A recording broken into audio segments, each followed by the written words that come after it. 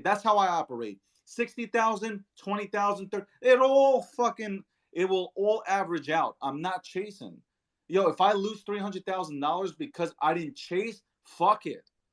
Fuck, I don't need a headache. I don't need the headache. I don't need the 20% offered by Anchor. Like, I don't need none of that shit. God bless you if you want to chase that. But this is the type of shit that will happen. And it's not on purpose. It's not on purpose. Okay. We are, like, again, I go back to it. We're still young. We're still trying to innovate. But this kind of shit happens. So hold your keys, man. It's so fucking important. I don't know. Like, it's said all the time. And it's almost like people are fucking deaf to it. Nope. Not going to listen. Not, oh, now we need regulation because yeah. Which one? Free market when I'm winning. Like, pick one already. You know Viking, and then nobody. crypto. I guess crypto ski will be next. Hey, hey, thank you. Yeah, it's Kripsky. Kripski, Awesome sorry, space. bro. Yeah, good, man. I just really like what you're talking about here. It's you're speaking the truth. I've been here since 2017, and what you said, like Luna, if you want to make money off these other cryptos, cool, do it. Greed will screw you though. I was out in January. I made my bag off Luna. I caught wind, but I never intended on holding it. My measure was how much higher can this go? And because my only long-term hold is Bitcoin, because and actually, if you guys have been here since 2017, there was always FUD, like there's the bans, there's this. I don't know about you guys, but I haven't heard a real reason around this price dip this time. And I think that tells us what the real reason is. Because why is it dipping when there's no reason? The dollar's inflating. Why wouldn't we hedge in Bitcoin? It's because the reason is they don't want to give us the reason, because the reason is it's being manipulated, because I personally think we're going to see they're preparing for a depeg of the US dollar, because we're all in trouble if we stay with that, and we're going to probably peg to Bitcoin or a 50-50 with gold. Go back to the gold standard, but the new gold. And it has to be Bitcoin because it's not owned by anyone. Like, that's Bitcoin's purpose. Like you said, Bitcoin is the money. But someone tell me, correct me if I'm wrong, what's the FUD going around really for these kind of market dips? I've been here since 2017, and there was always something dramatic. I'm not hearing anything. And then as far as only put in what you can afford to lose, do half that, because it's going to go down more, and then you can add more later and get it now, right? The DOC method. That's you live by that. But don't be a fanboy of things like Luna. Don't put too much money in these. I don't do any DeFi. I just do Bitcoin. If I want, I make my profits off of like the pumped coins like Luna, the ones everyone says has good utility. But then you just be happy with your profits and get out. Put it safe, which is Bitcoin. That's the safest one. Ethereum's great, but it's never going to be what Bitcoin is. Bitcoin is the perfect store of value. We all know how much there is. Gold reserves. China, last I checked, hadn't. Just for example, I don't know other countries, but they didn't want to announce their gold reserves when other countries were, right? No one can do that with Bitcoin. So I think this whole dip is kind of a little bit coordinated. Like you said, the big boys have some catching up to do. But I mean, when this inflation really impacts everything, hyperinflation like Zimbabwe, Venezuela, if our peg currency, which is doing that right now, what's the US going to do? They're not going to wait till the last second, right? So I think the perfect storm for the perfect solution for the United States is digital dollar backed by Bitcoin. Like, for me personally, that's the ideal thing that could go ahead and happen. I know some people will frown on that because a lot of people are ETH fans. I'm an ETH fan. But ETH is internet. Security, and totally agree with you. Like, I look at Ethereum as, I don't look at Ethereum the same way I look at Bitcoin. I look at Ethereum. Ethereum's created an ecosystem which is really dope. Like, it's in a different section. Bitcoin, again, like I said earlier, when we talk about Bitcoin, we talk about monetary shit, and I think it would be perfectly perfectly dope as fuck to see the United States just like announce, you know what, we're coming out with a digital dollar, and it will definitely be backed by, or Bitcoin will be a participant in backing the digital dollar. That would be the dopest thing that the United States could go ahead and announce, and it would obviously, like, because I don't believe the U.S. dollar is going anywhere.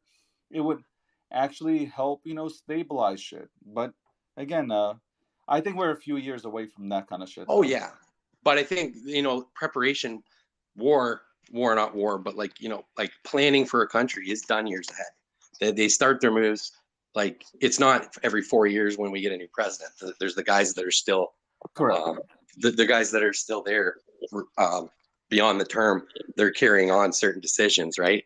You just step in and be a part of it. But I think we're always going to have digital dollars. Every country will still have their own, right? But instead of pegging it, but then the country will see the governments having their own share of Bitcoin, like we did with gold. Like it was Nixon who changed it, right? I don't think it hurts the U.S. if we go to a Bitcoin standard, because they weren't hurting in when we were doing the gold standard. The reason Nixon did it was to help fight the wars, because with the limited amount of gold, you can't print more money than you have in gold reserves or other things Well, like oil, we crude can't oil.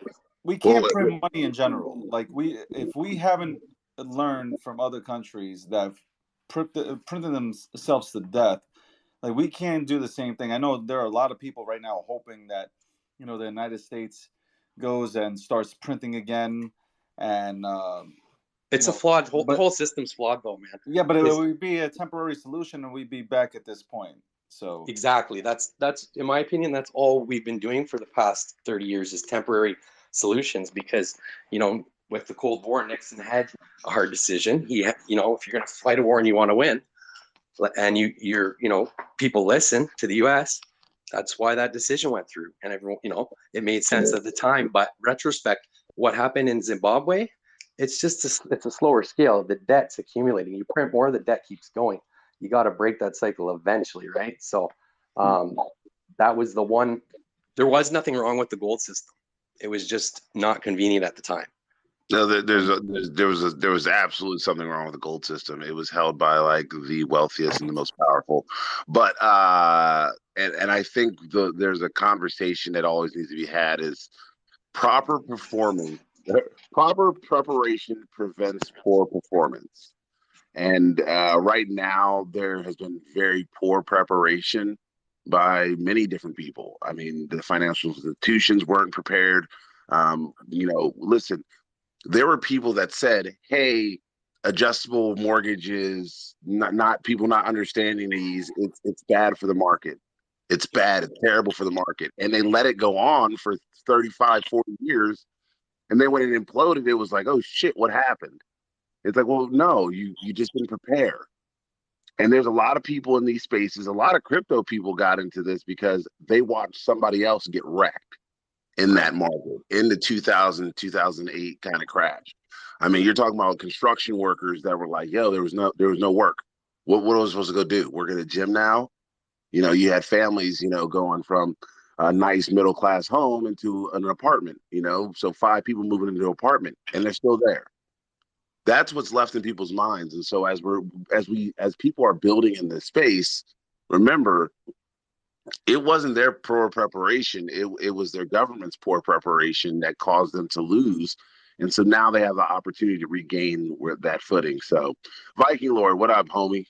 Yeah, thank you, Dave. Thank you so much for the space, And guys. real quick, Viking, before you go, let me just say real quick to anybody who's new in this space.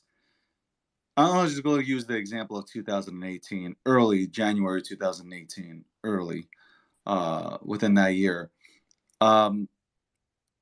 They also said that Bitcoin and cryptocurrency was dead. Like, it was done. And what happened?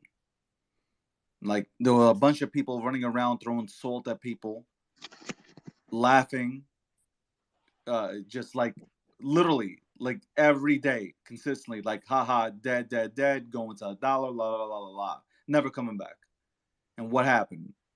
Bitcoin hit a new all-time high at what, 69K, right? So like Just like when I say zoom out, zoom the fuck out, and don't entertain these clowns. Like literally, there are clowns out here that the only way they'll get engagement is by saying the shit that they say. They won't buy anything. They won't do anything in this market, whether it's bullish or bearish. They're just here to go ahead and engagement farm. That's it. Get the fuck off of social media for a few minutes. Get the fuck off.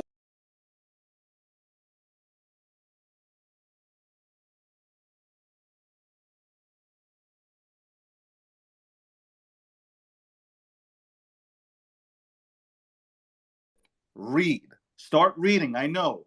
And if you can't read, and I'm not saying this as a joke, if you cannot read, there are plenty of sites that have that fucking translator tool. We have it on G Media as well. You can just click it and it will read it back to you, and it's perfect.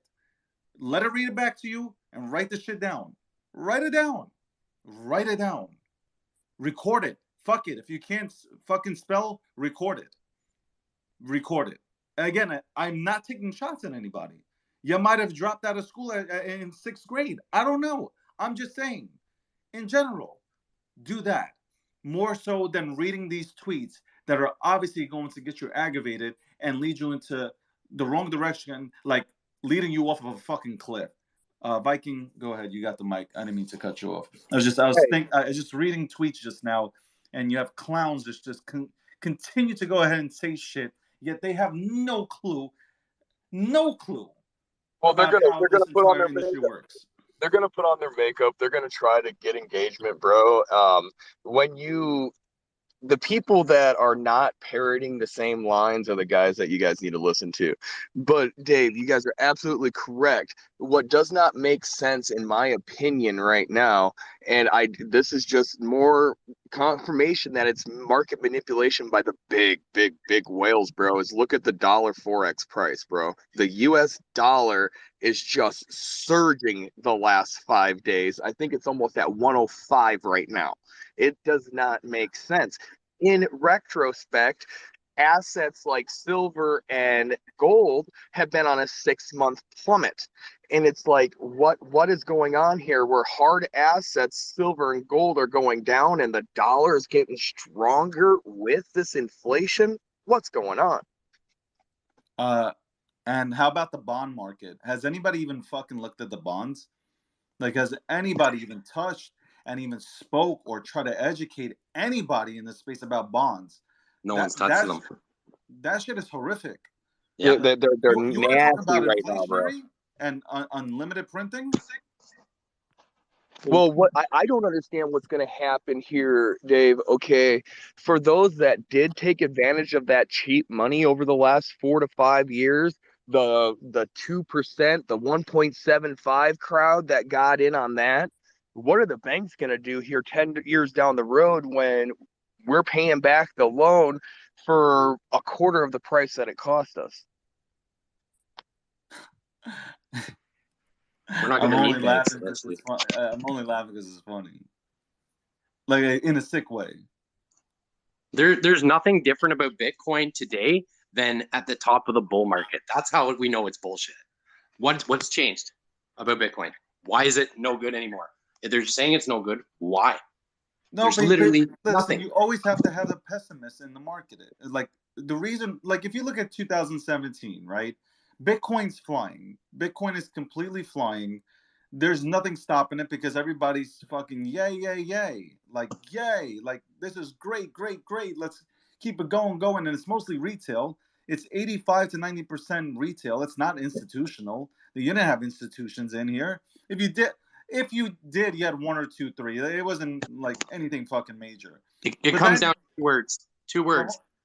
Realized profit and unrealized profit. Yeah, but then you had the CME contract come in.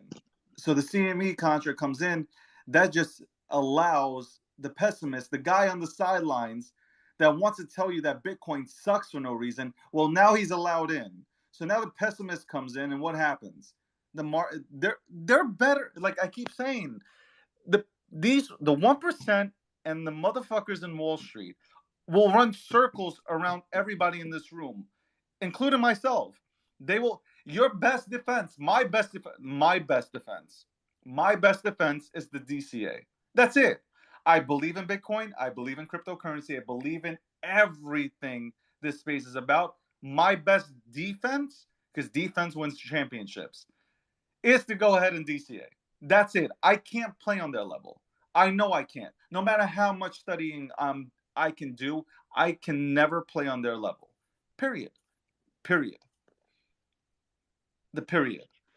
Yeah, I gotta see a genuine reason why they're saying Bitcoin's not a no-go now. Like, okay, cool, everyone's saying that, but what's happened? Did someone hack it? No. No, but who's saying it? Who's exactly saying Bitcoin's a no-go? Like who? There is literally no reason for this price to go down other than it's the measure of the whales have realized their full profit. If you check that out, once they've hit it, now we got to coordinate, FUD it so that we can reset the cycle. And they just siphon, and they do it in a cycle because that's how it works. Smart money and big money who know how to play. Like you said, the Wall Street guys know how to trade. Trading is all you need to be good at. Like if I'm gonna try and win the 100-meter dash against an Olympian, it doesn't matter if I train more on gravel and he trains more on pave. He's gonna beat me on both. Same thing. He's done it longer. He's more experienced at running. He can do it there. He can do it here. And they're bringing their bigger bags. So they just, put it all together. And then they push us through once they've got the fully realized profits and there's no more unrealized. It's time to FUD. Right on. Hey, you know what? That track star is going to beat you regardless because he's faster. So that's what it's really going to do. There you go, Kill. There you go. Thank you, guys. Bolt's just going to whoop our ass because it's Usain fucking Bolt, not because he trains. It's because that motherfucker's just fast. And guess what? I'll tell, I told this to David, but my mentor once told me, he goes, I was born with $300 million. What the fuck you want me to do? But that's what he was. He was born with $300 million. What the fuck you want him to do, right? Yeah, for sure, man. He's Usain Bolt. Like, I'm never gonna catch him. But what I can do is listen to people who are smarter, who are more in touch with their financial institutions, who I can follow their lead. I can listen to what they're telling me. I put out a tweet last night. For 20 years of my life, I've given to public service and helping others. It's nothing wrong with me wanting to be selfish and greedy for about 10 minutes so I can help my family secure financial independence. What you do is the same thing. I'm not mad at anybody that's taking their profits. Not mad there. Not there, mad there at all. But what I've also noticed is that there are people that are getting into this to only take profits from the little guy, and that's not what we're here for. So I definitely want to see everyone here succeed and win, but how we go about getting there, that's another story. So Tristic, right? Tristic. No, Miguel and then Tristic. Oh, Miguel then Tristic. Okay. Kind of to the previous speaker's point, due diligence, economic and financial due diligence will show you that every time the value of the dollar globally surges throughout the history of crypto has tanked. The one thing to watch is the value of the value and the pegging of the U.S. petrodollar, which is extremely volatile right now. And from there, it's gonna turn around. And to your point, yes, one of the options for the U.S. is to create a digital dollar and maybe back it with Bitcoin. But crypto as a whole is going to take over in a sense that as more adoption comes through, what backs the dollar is the consumer confidence. And if the consumer confidence is in crypto, then that's what's going to have the value. So that's where the backing is going to have to go to. But right now, of course, the value of the dollar globally is increasing. And historically, in the history of crypto has tanked every time that has happened. So once that surges and it peaks and it starts to come back down, we should start seeing a little bit of a push on crypto, and we should start seeing a little bit of a push on DeFi as a whole. Just keep an eye on that US petrodollar. Is extremely volatile with so many different countries now looking for other options to trade with other than the US dollar. That is what's creating the volatility for us as a whole financially more than anything. Consumer confidence though is most consumers are just told what to be confident in, so it's still manipulated. You can agree or disagree, but most people aren't informed. So yeah, I agree. Consumer confidence, that's where the money goes, but most people are just sheep led blindly. Not to be rude, right? Dude, they're informed. The reality of it is how many people are actually using cryptocurrency and how much capital actually lies behind Bitcoin and Ethereum. Nowhere near enough market capitalization to ever have any sort of turning event over a standard currency like the US dollar. The people are being told, hey, go back and rely on the US dollar, and they're right to be told that. Because guess what? The US dollar has the largest market capitalization out of any good or commodity in the world, therefore making it the most stable asset, especially in times like this, which we all know if we're not already in a recession, we're going into one. Tris, Jesus, good to see you. Tris. Hi. First of all, can I thank you personally, David and Akil, for hosting the room? Thank God for that, because there's loads of people running around giving out FUD, spreading hate, and I just don't like it. So thank God for that. So David, met you over a year ago at least, and you were hosting some of the best rooms on the whole of Twitter. That is a fact. I remember you holding them with Coco and Ria. And I don't mind embarrassing myself. Tell you what, I'm dyslexic. I find it very hard to read. But I tell you what I have done is I've listened to everything that David said and everything that Akil said. And wow, that's how I gain my knowledge. But I don't want to take any speaker space because I prefer to listen and learn. But yeah, thank you for holding this room, because if you hadn't, then, you know, the narrative gets changed by people that don't understand what they're talking about. Like you said, we've been here before. We've been here, you know, we'll end up going there again. Markets go up and down. So, you know, it's like you said, people said that Bitcoin was done. Well, is it really? I don't think so. Do I think Bitcoin will hit 100K? Yeah, I do actually. But we are going through a world recession. The world was told to stay at home for 2 years. So that's more devastating than World War One and Two put together. So yeah, basically that's all I want to say is thank you for hosting this room, because anybody that's in here, it will actually have a chance to learn. I'm very stupid, but I spend 500 days, 16 hours a day listening to people like you, and then I end up a little more intelligent. Anyway, I wish everybody in the room love and light. I love everybody from around the world. I don't care where you come from, what your religion is, we're all the same. I will leave in 10 seconds. I just ask you this. I like to see us like we're all going through a crypto highway now. And if you see someone broken down, what you're going to do is you're going to pull over and say, can I help you up? What I don't like is when people start attacking other cryptos. Why would you? Everyone in this room's probably got multiple different cryptos. So no, I don't hate anybody. The only thing I hate about hate is the word itself. So thank you, David. You are an inspiration to the community. And, you and Coco, in my opinion, a year ago were holding the best rooms on Twitter. And that's a fact in my world. So thank you very much. I'm stepping down. I appreciate it. I'm just, I open up these rooms just to have a bunch of people that might even be smarter than me come up here and we can chat. And, anybody that is just entering this space can, learn this shit at a basic level, because not everybody is coming in here trying to figure out what C++ is or Python or any of these, coding languages. Yeah, you guys make the room, man. It's not really me. It's really the entire community. So I appreciate it, though. I'll take the flowers, but I'll pass them along to everybody else as well. You're damn right about that. Pass the fucking flowers, David. Hey, and homie, just because you're dyslexic don't mean nothing. Just FYI. Hey, like what he said about the salt around, around social media, like, you have Crypto Whale, who's a clown, right? So to me personally, I feel like you might like him. To me, he's a clown, and he just goes around and consistently says that, Bitcoin, the Ponzi scheme, is finally crashing, and it's just like repetitive, regurgitated. Like it's just, bro, enough. I get it. You're engagement farming, like, if you understand that You'll just sidestep his shit and you'll continue on. There are people within this room right now, here are speakers that literally they drop knowledge.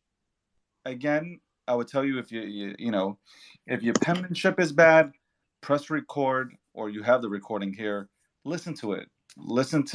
Throw out the shit that you don't like, listen to the things that intrigue you, and then start doing your own research. Like literally, like I mean, it's said all the time, do your own research, and it's repetitive, but it is the truth. Like I feel so much better when I click the buy button, knowing that I am fully confident that, or at least I don't know if I'm going to win out, but I did all the research. Nobody held my hand and led me off of a fucking cliff. If I go off of a cliff, I did it on my own terms.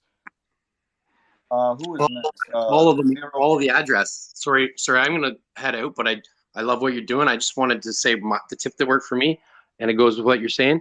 Don't listen to the influencers. Go on the blockchain, track a really successful wallet, and just watch it. And now you're not listening to nothing. You're watching what the money move. If he's made good moves since 2017, you don't need to even know who that guy is. Just do what he's doing. When he sells, sell. When he buys, buy. Right? I wouldn't listen to any Yeah, person with a blue I would check mark. suggest that. Anybody who has a blue check mark who claims to be an influencer, fucking run. Yeah. Like honestly, like I'm telling you right now, like find an address. Anybody who literally tells you they're an influencer and like has it in their fucking bio, run. And Yeah, the don't even smartest just people that I've follow ever a met. singular address either. Like if you're gonna do that, you're gonna want to distribute that over like maybe like the top 100 whales or some shit. Because trust me, once you got tens or hundreds of millions of dollars, you do a lot of fuckery with your money. Yeah, I agree. My point was just that's proven success. You don't watch. It's like, what's that saying? Don't do what they say, watch what they do, because that's the truth, right? Like, because especially with influencers, because there's other motivations. And I'm entering a certain space right now, and luckily I have good friends. And they said don't tell influencers too much for their marketing help. And if they won't sign an NDA, even if it's hard to do in court because international shit, it means it's just a formality. But the fact that they won't, just be very cautious because their motives don't align with yours. So you guys are bang on. Great advice. Listen to these guys. They're looking out for you. I'm done. I won't pop on again. You got me pumped, guys. Good, man. Listen, to each his own. You guys do whatever you feel is right, man. I would tell you to, and that goes for everybody in this room. Again, do what you feel is right for you. And if you don't know what the fuck you're doing, then seek out somebody who's really into crypto and is a financial advisor, and maybe they can go ahead and help you out. Chris, you're next. What's going on, man? You had your hand up. David, Akil, good morning. Good morning. So I don't know where to start. I've got a lot of stuff on my mind. First off, I think you said it best earlier. DCA. Everybody's been talking about the Bitcoin price, the Ethereum, whatever, insert X coin price here. If you're dollar cost averaging, you're not worried about it. I barely look at the market, and I only hear it because I see spaces come up like, the entire market tanking. And I love that, right? Let's talk about it. But I've decided to add my value, right, through education. So I'm not a developer or a Solidity contract writer or any of that kind of stuff, but I train and I run onboarding spaces for the people that are new to the crypto space. I've also been here for a couple of years, and anybody else who has been here for a couple of years kind of knows. Oh my God, this happens, it's going right? down so it's fast. Bitcoin, it's volatile. We'll make it through. If you understand the economics behind it and the fixed cap supply, you're not as worried as if you were just kind of investing in a regular stock and you don't know which way the project is going or the company's going. So, if you're just investing constantly, right, or DCAing in, and you keep your head down and you just build, right, during this bear market, I think that's the best way to go about it. See where you can add value and just keep doing what you're doing. Appreciate the space. Thank you, Chris. Appreciate you. I don't know how to pronounce his fucking name, but you are not something. I don't know. You're a reality hacker. What's going on, bro? How you doing, David? Good to be here. What's going on? I pronounced that Motion Media. I wanted No, to. not you. It was some other guy, but go for it. Since I Oh, can't all I right. don't know what the fuck those characters are. Ooh, oh yeah, I see that there. Yes, with Bitcoin, the entire crypto market tanking. We've never seen this. Crypto. We talk about the 1.5 year cycles, but we've never seen crypto combat a world recession that's going on now. So, my question I have for you and everyone here is how long do you think this bear market is going to last for? And the effect that will have on global adoption of crypto technology and NFT technology. I separate the technology and the crypto prices and floor prices. I envision a world where it's not a NFT project, but you're a company that utilizes NFT technology to fulfill an aspect of what your company offers. So the floor prices also, I think they're going to see a market where floor prices won't matter anymore, where there will be, for example, if you have access tokens to a concert, there won't even be necessary to have a marketplace. So the whole idea of how people interact with NFTs will be very different, where they're like boring. In regards to crypto prices and all that, it will definitely affect adoption to some extent. And curious to your thoughts on how much it will affect the global market in adapting this and bringing this reality into a more usable UI for people to get into. Well, in terms of like when is Bitcoin going to go upwards, I mean, like it can happen in the next few months. Like if look, the midterms are coming around, right? I don't think the current administration wants to go ahead and have these numbers surrounded around them. Could they go ahead and speak to the Fed, and all of a sudden the Fed says, "Okay, we'll drop rates right now to avoid a recession." I don't know. Like I'm just throwing shit out there. Like this is not. Don't take this as gospel, man. I'm just throwing shit out there. Let's say the Feds decide, you know what, we're not gonna go ahead and bump up rates. We're not gonna bump it up by 50 to 75 points. Like we're just, oh shit, Bitcoin is at 22,635. That alert just hit. Yeah. As I'm reading Jesus, I see you laughing. As I'm going into it, I see that shit just pop up. I'm like, nice. All right. Yeah, Again, we're just waiting on Michael Saylor's dump, right? yeah. I don't. I think we'll probably see. I assume, and again, assuming is bad, but I would think that I think Biden and that entire administration might talk to the Feds and say, you know what, we need you to not up the rates or maybe slash the rates back down for a few minutes to go ahead and get the economy going again. I don't know. If that happens, then that's like a stimulus package because you don't need to print money. Essentially, you've already printed it by doing so. Um, I don't know. Like I'm really like right David, now. I've been stuck in my books trying to fucking come up with all types of theories. Yeah, Jesus, I go for it. I 100% agree with you. I think the problem is now, right, that the current administration has been printing this entire time. Yeah. And during this chaos, they've decided to keep the whole thing under the rug by keeping interest rates low.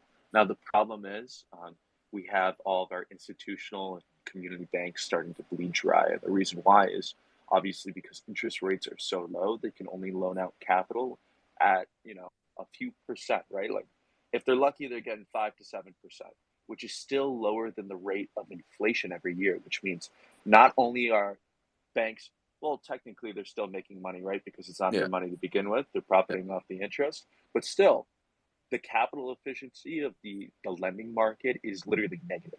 Um, so it's been negative for so long at this point that I think it's getting close to impossible for them not to be able to raise the rates up. At least if they're going to keep printing money, they got to match that increase like by somewhat of a margin, because otherwise you're going to have the institutional side starting to say, hey, I know we're legally required to do all this shit, but a lot of us are going to start to go bankrupt. And then, you know what? We're going to see a whole nother ring of chaos because this whole thing's a balancing act where then the FDIC is going to have to kick in. They're going to have to start insuring these accounts. And obviously, the reality of it is, although, yes, you may have money in your bank, that money is just money in the bank's balance sheet. And they loan out the majority of that.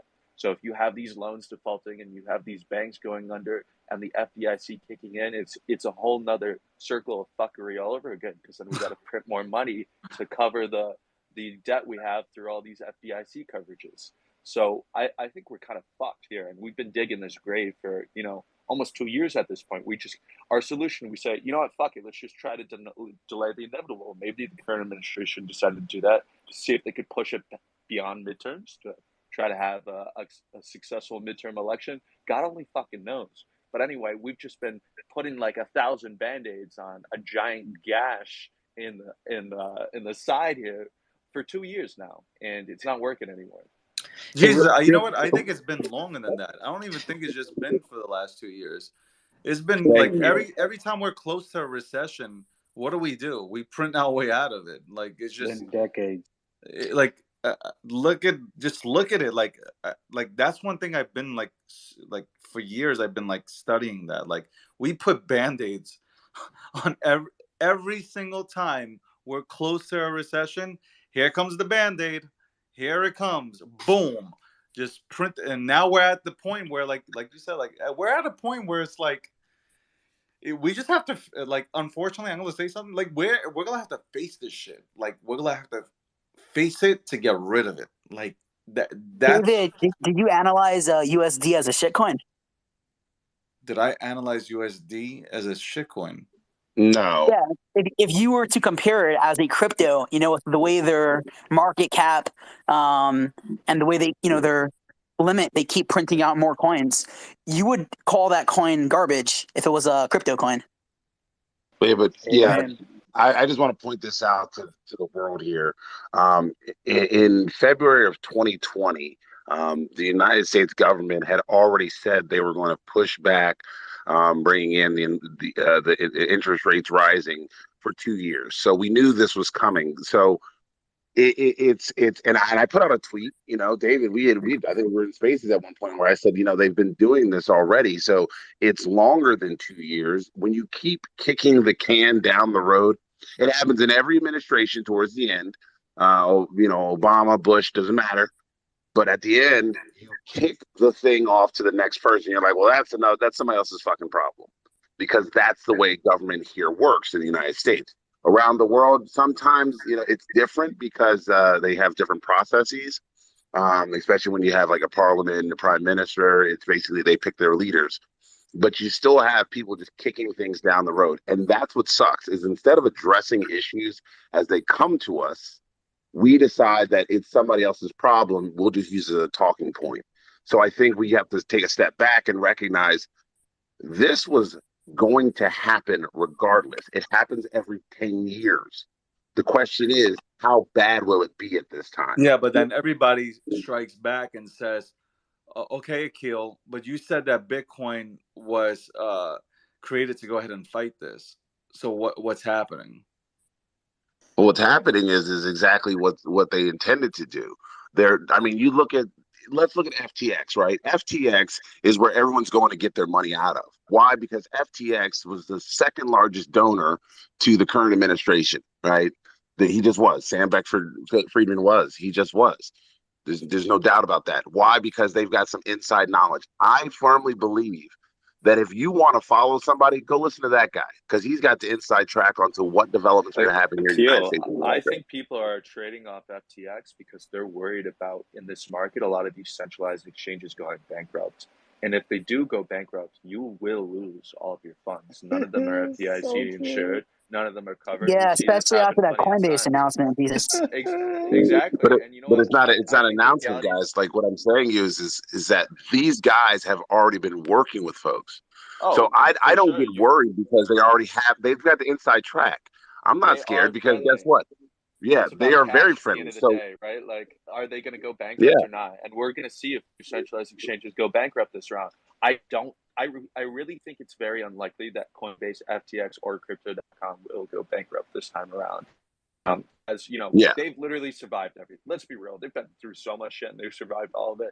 They were flush with cash this time around. Hell, these fine fucking stadium naming rights, like I don't see any of them going under anytime soon. And God forbid, they're close to bankruptcy, someone would bail them out for a decent chunk of equity in the entity.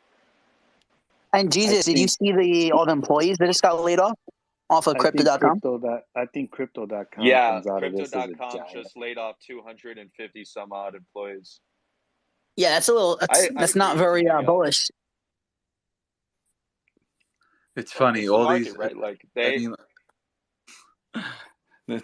these big time companies, they have money and they're laying people off. It's just to me, it's a little bit pathetic, but it is what it is. I get it, though I I don't get wouldn't it. take that. I wouldn't take that as any type of marker. The company I worked for laid off 4,000 employees during the pandemic and hired 8,000 once everything opened back up. Again, I repeat, I think Crypto.com comes out like a giant out of this market action right here. Crypto, They're gonna come out nobody's gonna hard. fuck with Crypto.com. Like their marketing is on point. Like they're everywhere. Yes, Like I was absolutely. watching the fucking Ranger game and like sponsored by Crypto.com. I didn't even fucking know that like they were sponsoring anything.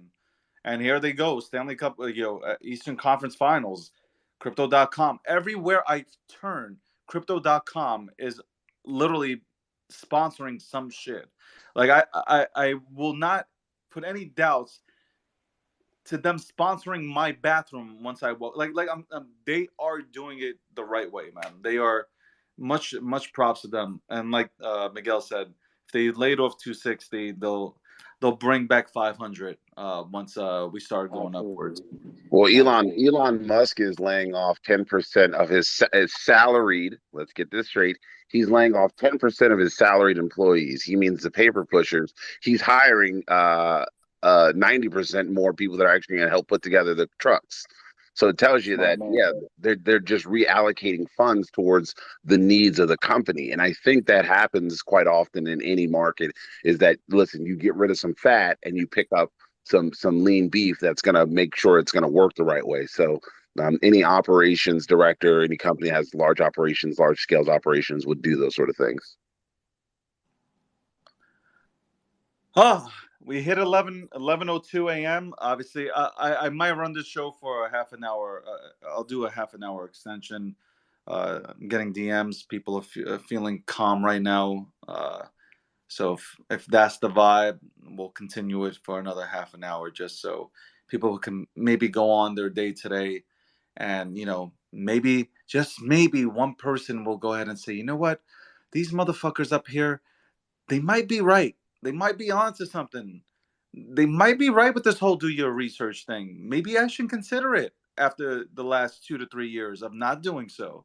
Maybe I shouldn't be walking off the cliff and having Crypto Elmo hold my hand. Um, it would be nice to go ahead and just, feel confident knowing that I did that research when I pushed the button on that buy order.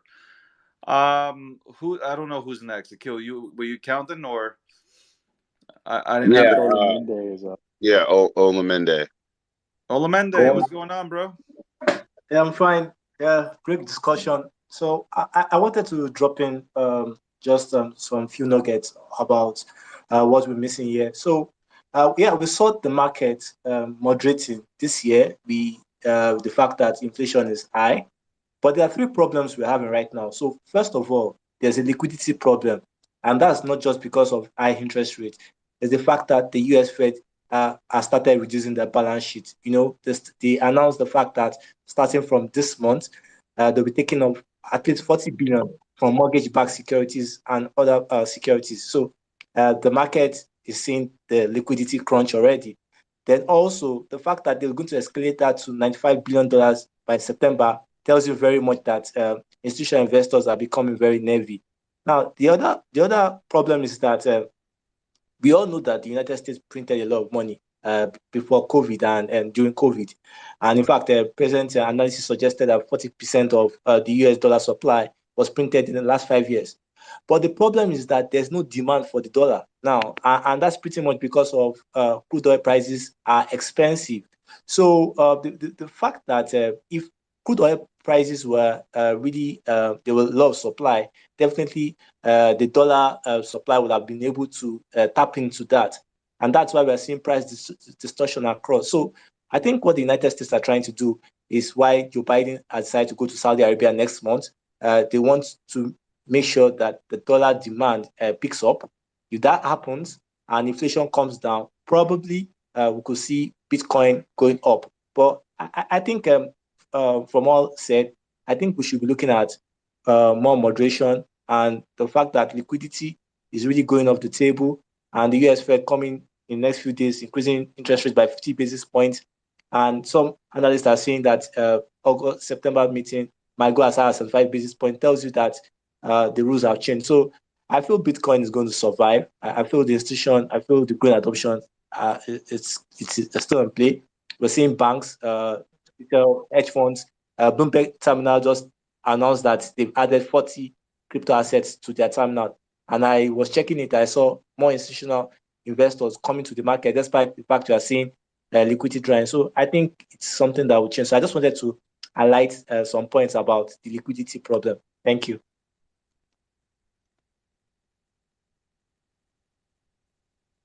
Spot on about the crude oil prices being relevant to the value of the U.S. dollar. That you're spot on about that. It goes to my points earlier about watching the petrodollar and it's pegged to crude oil, because that's a huge catalyst. And this is the first time that crypto's been in this type of situation. So it's kind of fun to watch. I don't know. For me, it's maybe in a sick way. It's kind of fun to watch because I think it's ultimately fun too, David. You're not alone. I just want to see how it, like, from a personal standpoint, I want to see how it functions in this kind of environment. Like, because I don't remember it being in this kind of environment. So I just want to see. I want to see how it holds up. Do you think there's a possibility for Ethereum and other platforms that have, applications built on top of it? They're not just a storage, a store of value like Bitcoin. Is there a possibility of them depegging off of Bitcoin right now, where you could see the rise of Ethereum and other altcoins rising without going in parallel to Bitcoin? I don't see other altcoins. I see Ethereum. Yes, I can. If there's, I've said this so many times, and I get hated on for saying this, but if there's anything that can ever go ahead and, I guess, compete with Bitcoin, it's Ethereum. So I think it's the idea of Ethereum. 1 second, real quick. I just want to say I don't really see any ulterior blockchains rising in value, but I think we're going to see, like we did last time, like, in 2020 when Chainlink was 17 cents and it was this new thing and no one knew what the fuck it was. We're going to see plenty of cryptocurrencies like that come about this time around. There are plenty of things in development, especially, these high uptick FOMO driven markets cause a lot of eyes on this space, and then a lot of people start developing, and that process is usually going to take a year and a half, 2 years. So we're going to start to see a lot of new protocols come out soon. When we see the underlying asset, the determinative price value, like Ethereum, stabilize a little bit, even if it's in the $500 range, $400 range, $100 range, right?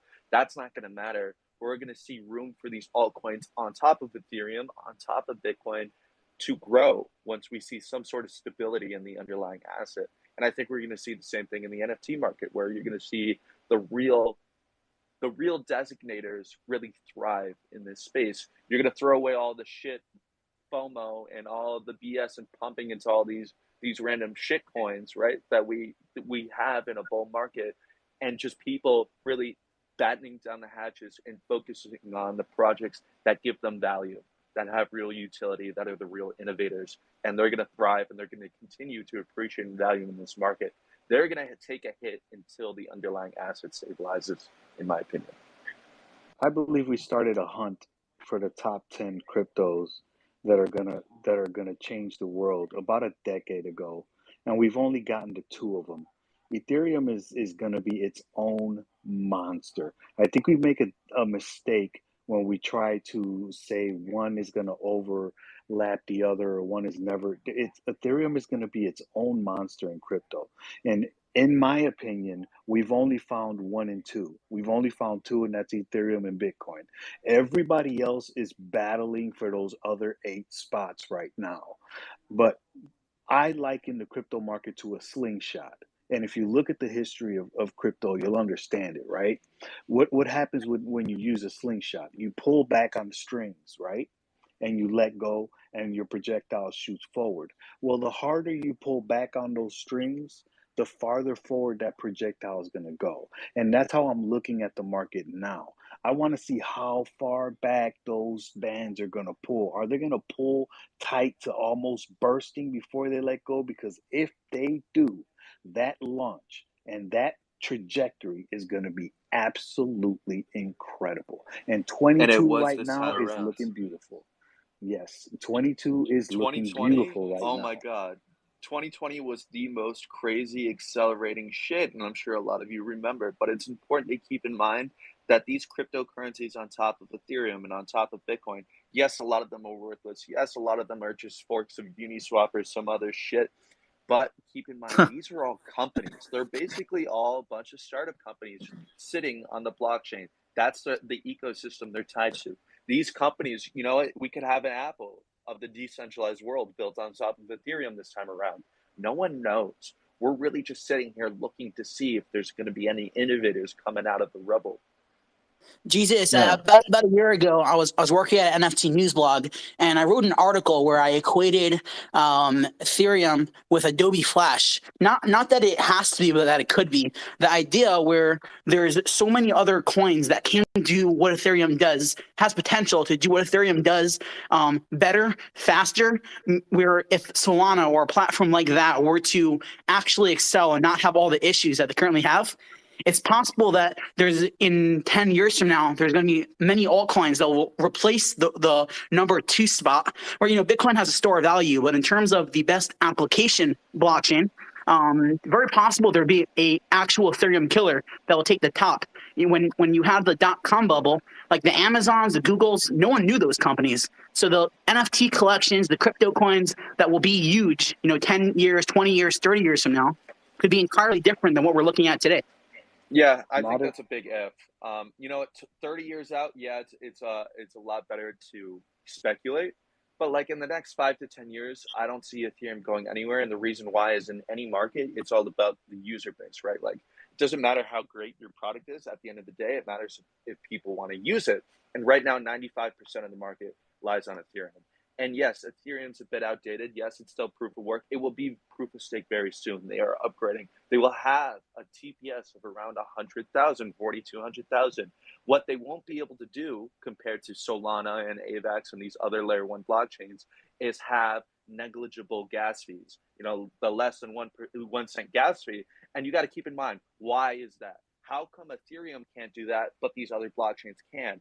And the reason is because these other blockchains, like you said, Solana has problems. Well, that problem is centralization. They control too many of their validator nodes in-house. Their network is too small. It is not distributed. It is not decentralized. And they would have to raise their fees just as high as Ethereum's if they wanted to have the same level of decentralization and security as Ethereum. And in addition to that, it would take many years because they would have to get people all over the world to start creating nodes. And right now, there is no incentive to do so because those fees are negligible. There is no real reward going to these validators, and these blockchains are centralized. That is the trade-off. And ideally, at the end of the day, right, the whole point of crypto, the whole point of blockchain and all this technology is decentralization. Visa already has their own blockchain, their own distributed ledger network. The difference between Visa and Ethereum is every single one of Visa's computers distributed worldwide are all controlled and operated by Visa. The difference with Ethereum is all those computers are controlled and operated by individuals worldwide. That's what the big difference is. That's the decentralization, the distributed consensus. On Visa, Visa says when finality is. They decide if they want to reverse any transactions. They control everything. The difference is here is everything is based through consensus. People have to vote on things. People have to come to an agreement. That's the difference. And Solana is really just a shittier version of Visa. Yes, they are faster than Visa. Yes, they are cheaper than Visa, but they aren't even as secure as Visa is. And Visa is probably the most centralized blockchain in the world. Yo, I will. Jesus, love you, man. I'm just gonna chime in. Just gonna chime in and say that L2s are always a good option on the Ethereum. I like L2s, and the reason why is because they're look, it's the truth. Like everyone's on Ethereum, like the Bored Apes. When people are like, "Oh, they need their own blockchain," I'm like, "But why? Why would you send off the army to go to another blockchain when they have the blockchain they like to be on right now? They've got money stored there. They're okay on Ethereum. So L2 just makes logical sense. That's all. I just think they're really good compliments. I don't want to see any of them go out of business. I want to see them continue to build. But somebody just said, I don't know, Ethereum killer. Like, can we stop with that shit already? Like with the whole Ethereum killer shit. Like, can we just allow Ethereum to continue to build, man? And if something does come along that happens to be better than Ethereum, then God bless. I mean, it only benefits the space. It should be about innovating, not trying to kill Ethereum, right? Like if I said my company was designed to kill Uniswap, then I'm just reinventing the wheel, right? Like, oh yeah, I'm just doing what Uniswap's already doing. I'm just going to market this better, or I'm going to appeal to my customers slightly better. I'm not really innovating. I'm not creating something new. Yes, in a few years from now, it's possible that distributed ledger technology and blockchain is not the best and most efficient way to do what we're all trying to accomplish here with decentralization and distributed networking. In the future, it could be a completely different form of consensus or a completely different structure of networking. No one has any clue. That possibility will always be on the table, that something better than blockchain could come in the future. And it will eventually. It could be in 10 years from now, could be in 1,000 years from now. Thankfully, technology tends to move forward. There's no way in hell that Ethereum and Bitcoin will always be the best solutions for us to use the internet, for us to transact funds. But you know what? They are right now, right? And even in their state right now, they are still not better than the traditional financial system. We are still upgrading them. We are still improving them. We are still progressing forward. It's the idea of, I don't see an Ethereum killer, but there's also always the possibility that someone will create some new form of consensus, some new innovative technology that will replace the traditional form of blockchain as we know it. Or boost it, or innovate it and improve it. I mean, there's so much going on in the background. Don't sleep on Polygon buying up all the ZK rollups and, secretly in the background. I mean, there's so much going on that is not being seen mainstream by everybody, that you literally have to put a swim cap on and swim through the blockchain systems to see. I mean, for all we know, 2.0 is just going to be an atom bomb when they drop it. You know what I mean? It's just a question of being excited about how much we have innovated so far. And the next genius, the next Vitalik might be in kindergarten right now. You know what I mean? And so it's Might so be much Ben more to Blue. come. Yeah, it might be Ben Blue is a hell of a mind, bro. That is God one bless. I hell don't of a really give a mind, fuck who it CJ. is. I just want, like, again, like Jesus said, innovation. Like, go ahead and compete. Healthy competition. Let's go ahead and like do what Microsoft and Apple did, man. Like, I don't think they wanted to kill each other. It's just like, hey, I'm going to dominate. Great, I am also. Like, there's no need for this whole Ethereum killer shit, man. Like, bro, half of your projects started off on Ethereum. The fuck you trying to kill it for, man? Like, you sounds so ridiculous, man. Seriously, like the way people speak. Every single your favorite platform started off on fucking Ethereum, and you want to kill it. Okay, I mean, makes total fucking sense. Ethereum was supposed to be the Bitcoin killer, and it ended up being the Bitcoin booster. You know what I mean? It's just one thing boosts the next, boosts the next, boosts the next. That's what we want. We We want don't it want in this anything space, to of course we die. We do. want it to freaking grow. We want growth, innovation, progress. That's what we want. We don't want death. That's not what we want around here. Look at this one person in here that wants to see Ethereum die, but I'm not even gonna say names. Yo, Leo, what's going on? You guys? What's up, bro? Good morning to you, Goxine Media. Jess, thank you for crashing the market. But I just want to say, dude, we're having fun right now. I don't know why people are down. There's no better time. I wish I would have came into the crypto industry and land onto what's happening right now, because holy cow, I mean, this is an opportunity if you do your right research, man. I look at it as a positive right now for the people that haven't been able to put themselves in that position. Listen, I think there's a lot of people that are if you're entering this space right now, you are entering at the right time. That's all I can really say. And if you just stay away from all these so-called air quote influencers and blue check marks, listen, including myself, man. If you stay away from us and you just do your own thing, bro, you'll find the way. You'll find the way to go ahead and be successful. It won't happen on the first time. It's the same way of like riding a bicycle. You'll fall off of that shit.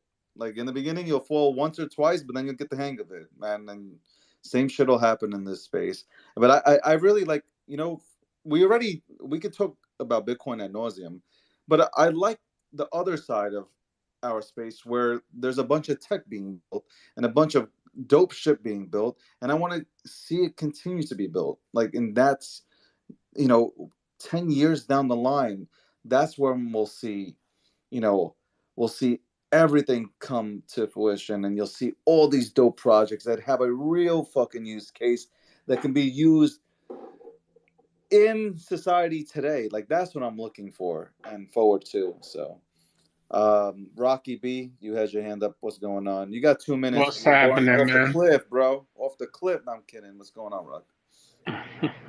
What's going on? Can you hear me, David? I hear you, man, loud and clear, man. All right. I just wanted to say I appreciate these spaces, man. They're awesome. I learned a lot from them. What is really going to make Bitcoin pump? Do we really have to have an inflation in the U.S. and people to start getting scared of the U.S. dollar before Bitcoin will pump? I honestly don't. There are people that come on stage at times and they say a lot of smart. They use a lot of words. They sound smart and they say nothing. And I don't want to be that guy, so I don't know. I honestly don't know. That is my answer. If somebody does, you're more than happy to chime in with your opinion. But I'm still like looking over stuff, and I've been on this for like 2-3 weeks already. Like I'm literally trying to figure it all out along with everybody else. Like there's so many directions. Like there's so many things like bonds. I'm gonna speak on bonds again. Nobody's really talking about bonds, and like I'm like just looking at everything before I finally like open my mouth. Uh, at least if I open my mouth, I want to make sure that, you know, everything that I am speaking about is something that I've thoroughly researched. So even if I'm wrong, I can go ahead and go back to that page and jot it down. I mean, the needle is getting a little closer, but it's not quite there. It hasn't even busted the real estate bubble yet, which is way overpriced right now. I mean, there's a lot more catalysts to come if things keep going financially the way they're going and economically the way they're going. But I would say Russia, China, India, U.S., Ecuador, that's going to make Bitcoin pump. I don't even know how, like, first time home buyers they're not buying a house. You're at 7-8% to go ahead and log down on a mortgage, and the house is overpriced by $200,000. Good luck, David. First Yep. time homeowners is only 3% down now in the U.S. you imagine, like, listen, you know what, homes needs to go down in prices. That's Like like They will. cars. Cars right now is ridiculous. Like you go to buy a used car, you could get one for like $500, like a small compact used car, like an older one. Now you're gonna pay like 2,000. Like cars are crazy right now too. That's the microchip shortage. no, it's not The even the microchip, microchip it's shortage. all the effects from think about it. It costs so much more now to import vehicles because, listen, gas and all that shit. Supply chain, it's not just the chips anymore, it's just supply chain in general. Like, we're in a, we're now feeling the effects of the 2 years of the restrictions that were put into place, and obviously the fucking pandemic is just punching everybody in the face right now. Well, and we gave every fucking consumer in the U.S. a check for $2,000+. And you know, what are they going to do with that? Of course, they all put it back into the U.S. economy. All of a sudden, we had this direct stimulus into our economy. People were buying all sorts of shit with it. And I've got a friend who he works in the plastics industry. Anyway, he his cargo, his freight containers, plastic here in well, to him in Jesus, you California. broke up. But can you hear me now, David? I hear you now. So, pay container to ship from No, Asia. I don't hear you now. Yeah. Oh shit. Am I the only one, or is he? Can anyone? Nah, he's rugging. Nah, he's bad. He's bad. He's He's like a robot. rugging. Yeah, he's a Man, robot. the market's taking out Jesus. All right. How about now? I hear you All now. right, Jesus. perfect. So anyway, to ship You're from better. Asia You're to better there, California, CJ. a single freight container was $10,000. Now it's $40,000. Crazy fucking numbers, man. Crazy. And like now there's obviously like look, the whole automotive industry is inflated, like completely inflated. But it is what it is. It's supply and demand, right? Same thing with the housing market, supply and demand. Well, we are I think the reality of it is like all these assets that people have demand for have gone up by at least 10% in value, because that 10% was removed from the US dollar because of how much inflation we had. The price of goods are up. Yeah. The cost of food is up over 10% alone. Actually, I think it's much worse than that. The average individual now has to pay, I think, $450 a month in the US just to stay alive. 106. If you need to make in New York City, in order to afford rent, you need to make at least $160,000 per year. If you're not making $160,000 per year, you're not going to be able to survive in New York City. Period. That was a report that came out 2 days ago. And you can't even live in your car because the gas is so. Hey, what's up, guys? How you guys doing? I just thought I would live stream this because it's kind of important. It kind of affects everything, right? And it has to do with the markets and so many different things going on. I'm honestly just trying to learn, but ultimately it seems like there's so many different factors that go into, what's happening and the effects that Bitcoin's price has on altcoins and BNB has on any BSC projects, which a lot of us are in. Obviously, SafeMoon is tied to BNB, so that has a huge effect on BNB, as well as Evergrow and many other projects that we're in. And it's kind of just interesting to think about all the money that you spent that you could have saved and bought at a much cheaper price, right? Hey, what's up, Abdul? Forex investing has gone. I'm just waiting for a sailor to get liquidated. Can't wait for his reaction. It's a bloodbath out there. Yeah, I mean, what do you guys think? How far down do you guys think it's going to go? Like, I don't know. Looking at the charts, you wouldn't think it would be going too much lower, right? But we also have so many negative things lined up, like the recession, food shortage. It just seems like things are not going to get better. Even like Elon Musk is talking about how he thinks things are not going to get better for like another year. And it leaves a lot of people with the position of thinking, should they sell now and buy back in, or should they just hold? Or, move it over to stable coins, a safe stable coin that's not going to collapse. But it's interesting that we haven't been this low since December of 2020. And David Gokhshtein, one of the things that he was talking about was he was basically comparing that this time in 2018, we had this huge dip and sell-off and everybody's freaking out. They couldn't see the future, although the future was, 2 years away before it would really take off again. I mean, it would meet it halfway up and then take off. But I think that economy is playing like a huge role. 22 to 25. Yeah, I mean, that would kind of suck, man, if things were just down that long. But yeah, between the time that it took off, it was like 2 years. But people are freaking out here before, and people are, the point that he's making is, this could be this right here, and that we could eventually skyrocket way past the 65,000. People talk about 100, 200,000 Bitcoin.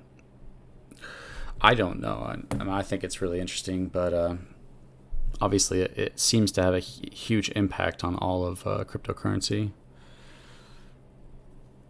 And man, it's going down fast. I mean, I could probably keep this stream going, and it would just keep going down. But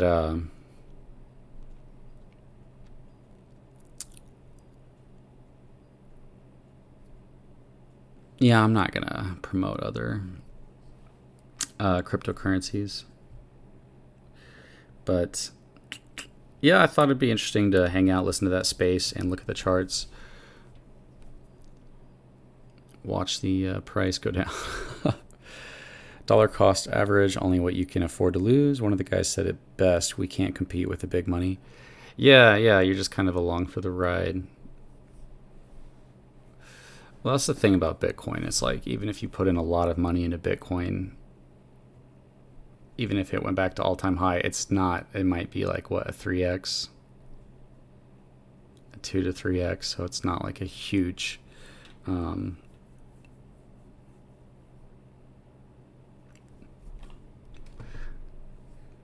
it's not like those huge gains that you can make with the new coins that come out and stuff.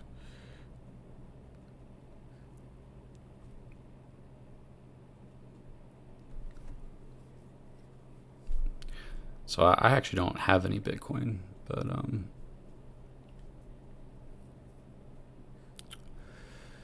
and apparently that Binance had some trouble and had to shut down for 30 minutes or so because they halted trading on Bitcoin. I guess because so many people were buying or selling. I mean, buying.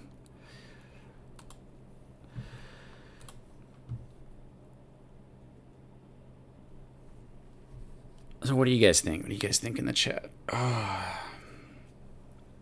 You guys think it's gonna bounce back, or do you think we're gonna be down for a while? It's like everything just feels real gloomy, right? Like the housing market, people are hoping it's gonna crash, but even if it does crash, nobody's gonna be able to get it unless you're paying with cash because the interest rates are going to be so high. Inflation is insane. We're giving billions of dollars to other countries, just destroying ourselves. I think the people in charge of our country are just literally at war with us. On top of that, yeah, the gas prices are insane. It's just like, I don't know how people are getting by, and I don't know how we're going to get by if things don't get better somehow. You think it's going to go to 15K, Joanna? Well, yeah, I mean, if it goes to 15K, any other project that we're in right now is going to seriously tank, and all the fear that might come with it. I mean, I get that, FOMO might also come with it as well.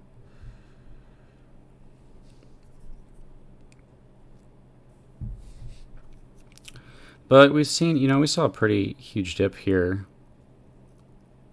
I'm sure everybody was saying the exact same things right here. And then we were able to shoot back up.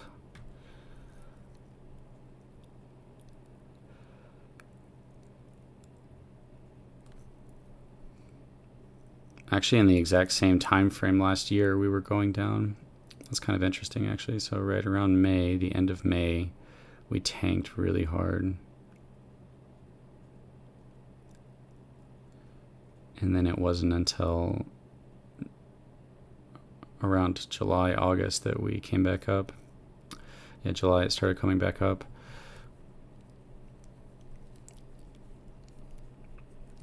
So yeah, it could very well do that, right? Maybe in a couple months we'll see a similar pattern as we saw last year with going back up to the all-time high, right? Yeah, that's where we got our all-time high, although things do feel a little bit different right now.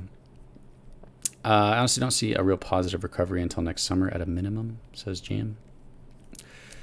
And that kind of sucks. Kind of sucks. CC, will you be getting more SafeMoon? I don't know. If the price goes really low, like if $100 gets you like 500 million tokens, you know, at a certain point, you know, with a very small amount of money, sure, you know, I'll buy more. You know, when I sold a decent amount of Evergrow, but I also like bought a decent amount back. And I regret buying that because it's gone down so much, but it's okay. Like, there's nothing you can do about it, right?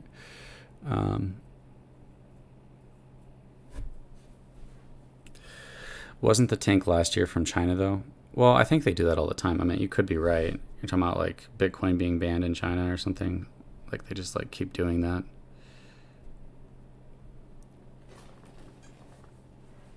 I'm not saying I have any idea what actually is going to happen. I was just speculating that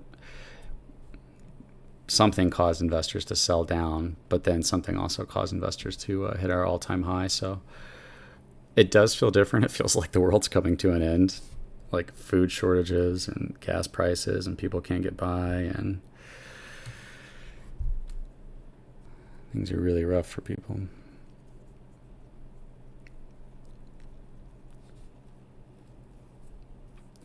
But I was just purely speculating, like on the chart, you know, that we about the same time last year we tanked really hard, and then it wasn't until a couple months later that we came back up, and then we're able to hit our all-time high. It's so crazy, like how much Bitcoin affects everything else. Like, I don't even really understand it. I've heard it explained so many times, like, oh, it's because money's leaving, so there's not enough money for the altcoins. But it's like they're not actually tied to each other, so why would... It's just people who see Bitcoin go down then sell on every single other coin. It doesn't really like make a lot of sense to me. But that's how it is. I mean, you pull up a NVIDIA chart and it pretty much moves with Bitcoin for the most part.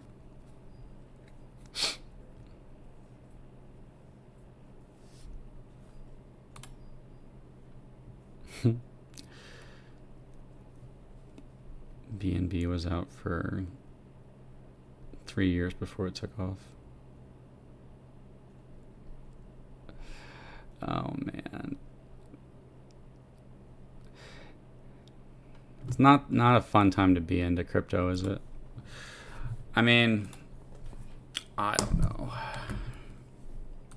You have to have these times, right? You're heading for depression, not recession. Yeah, I kind of feel that way too. Thoughts on Crow and Coinbase making it through this?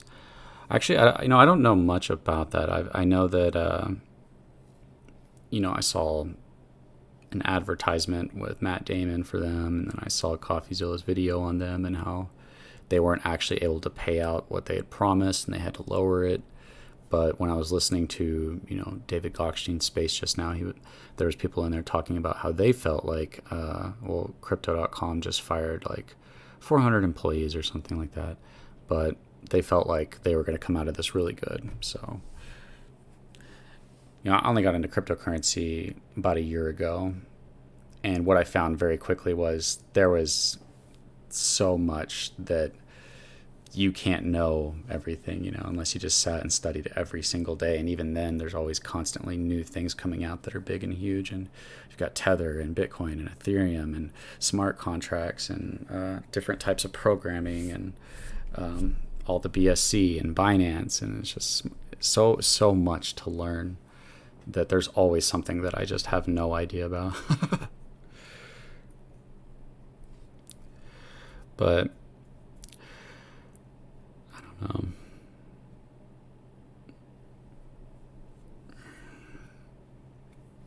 I was kind of hoping for the housing market to take take a crash so that houses would become cheaper, and then maybe I could have a good down payment on a house and get a decent house.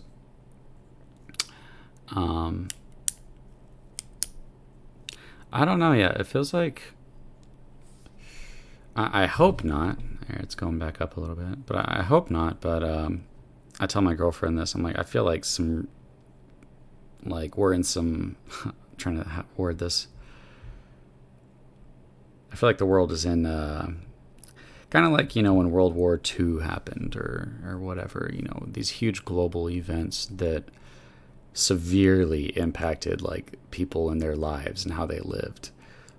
A lot of us have gotten to just grow up in America and just watch TV and go to work and play games and go on dates and do this stuff. But I feel like we got our first real taste of like life-changing, global-changing events with the virus. And no matter where you fall on that, if you think it was an accident or you think it was on purpose, our global governments shut down our economies, and the big businesses were allowed to stay open and the small ones had to suffer. And I think that generally speaking, most people probably feel like the majority of the world is being suppressed by the minority who control the money and the power. And that this is a weird thing for me. Like, if you think I'm getting too far off into conspiracy land, you just let me know. But I'm like, why can't they just mind their own business? You know what I mean? Like, who has to go out of their way to make the world suck even more for everybody else? And when you look at our pharmaceutical companies, when you look at like cancer, are they really doing everything they can? Are we really doing what is best for people when it comes to the economy, when it comes to the world, when it comes to what is allowed to go in people's food, when it comes to like curing people, when it comes to making people's lives easier? Like, when we talk about crime rates, and but I think that what would help crime rates is if people could get by, if people could get a job and actually get a house, there'd probably be a lot less crime. But the fact is, it's so freaking hard to be able to afford rent and gas and food that you're just struggling to get by with, and then you're so worn out from being a wage slave that the little time you have left you want to enjoy with your family and friends. It's very hard to like dedicate your time to something more than being a wage slave. And I feel like even that is becoming more and more difficult. It's becoming so hard for people to live and survive.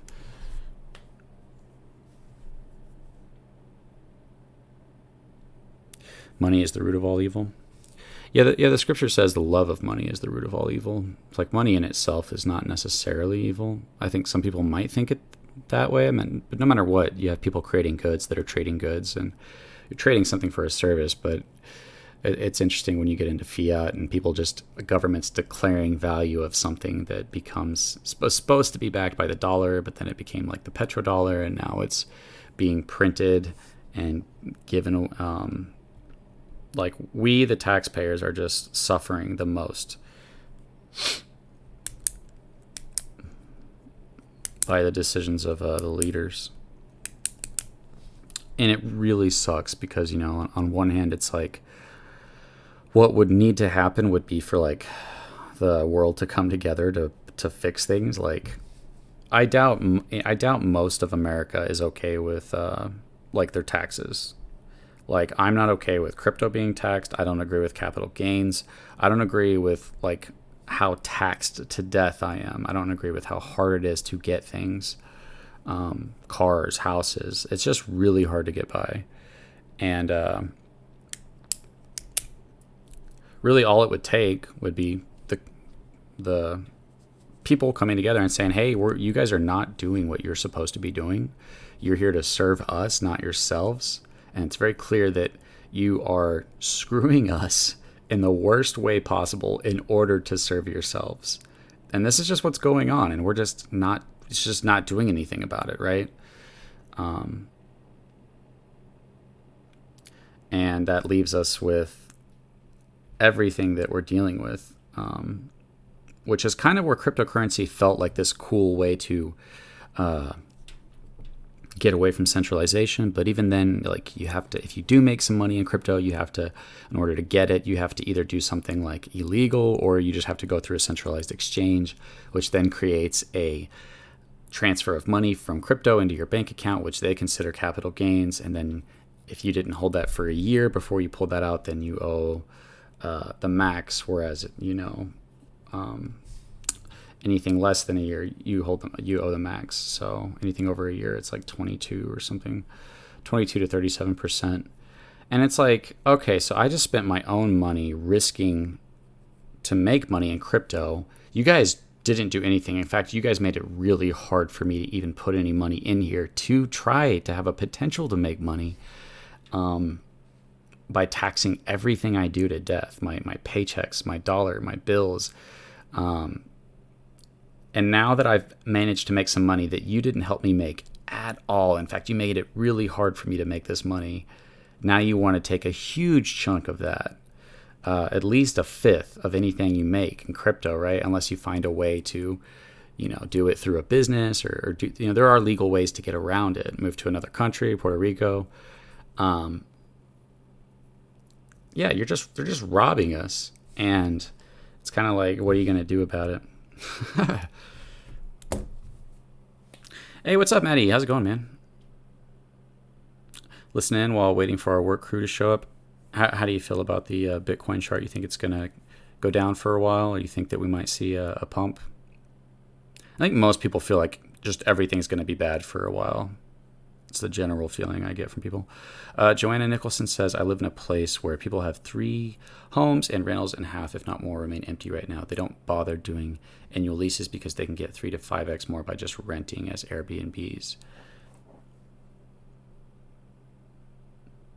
That's interesting. You just charge a lot more for a shorter time frame.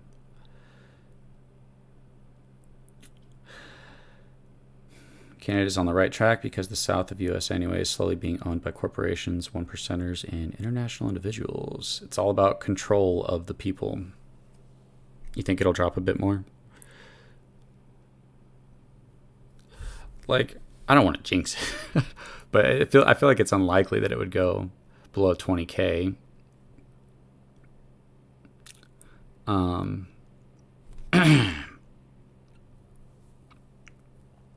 But somebody else said they felt like it would go to 15K. I don't, it's not like a way to guaranteed no. So many oversold cryptos. Oh yeah. So many BS projects in the last year. That's where I kind of personally get down to, like, thinking about my life and, like, okay, what do you want to do with your life? How do you want to spend your life? How much time do you want to put into making money in order to get by and take care of a family, which is important? And how much time do you feel that you need to spend on things that are more important than that?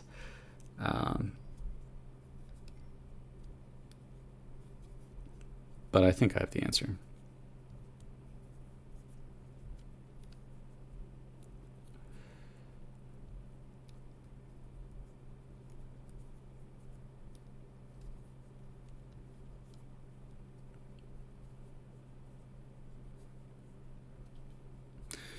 You can look how teams act under pressure.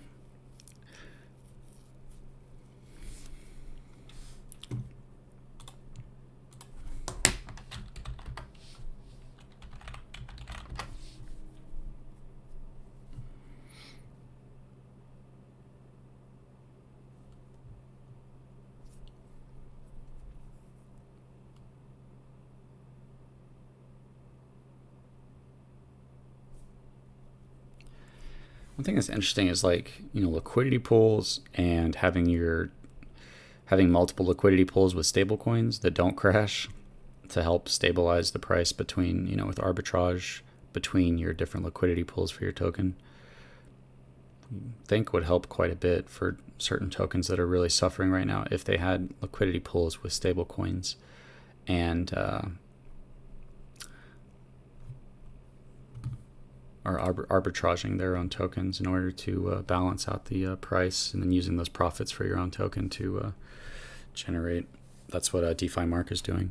Yeah, DeFi Mark has a service where it's called AAS, AAAS, arbitrage as a service, and basically they go to projects and they have the cheapest and fastest arbitrage bot that they use for your own project, and it allows it to create a liquidity pool and then it to a stabled coin, and it will beat every other bot to the arbitrage, and then it takes the profit and gives it to its own project. So it's a really cool project or service that Mark is providing that's actually like useful, you know. Around 18.7K before integration. There are too many government permits on file and working in order for a full crash to take place. Yeah, it feels like that, Maddie. Feels like they want to collapse everything so that they can. I heard that they're trying to put everybody on their own like crypto. They're trying to collapse the dollar so that they can put us on their own blockchain or crypto or something.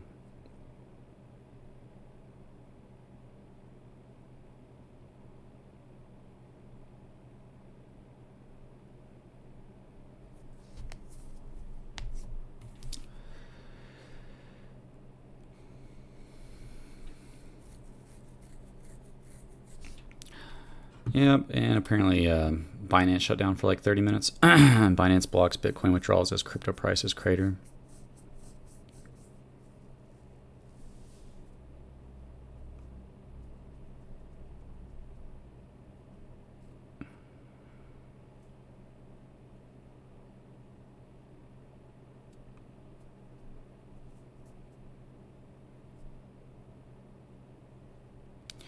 And the general conversation from the Bitcoin people today was like, hey, we've been through this before.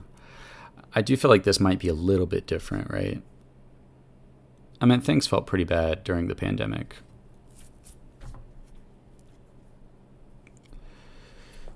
But I feel like we're about to see the worst of everything. I hope I'm wrong, you know.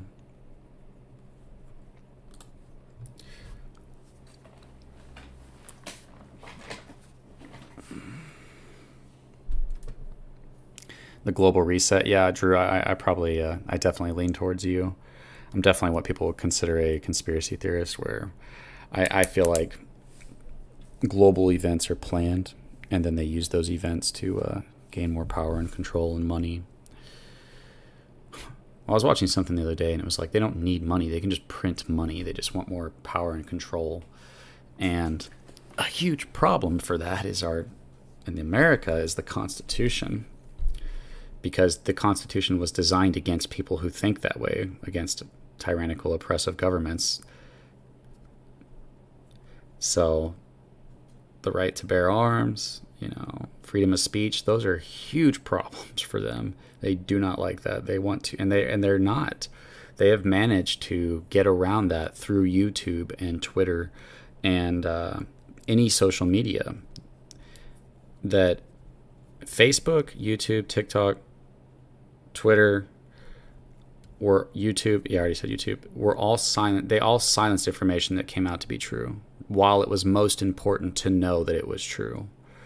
And they have the ability, when you have the ability to control that massive of a platform and you own most of the media in order to, you control the narrative. You know, everybody says that, but like you control what goes on in people's minds.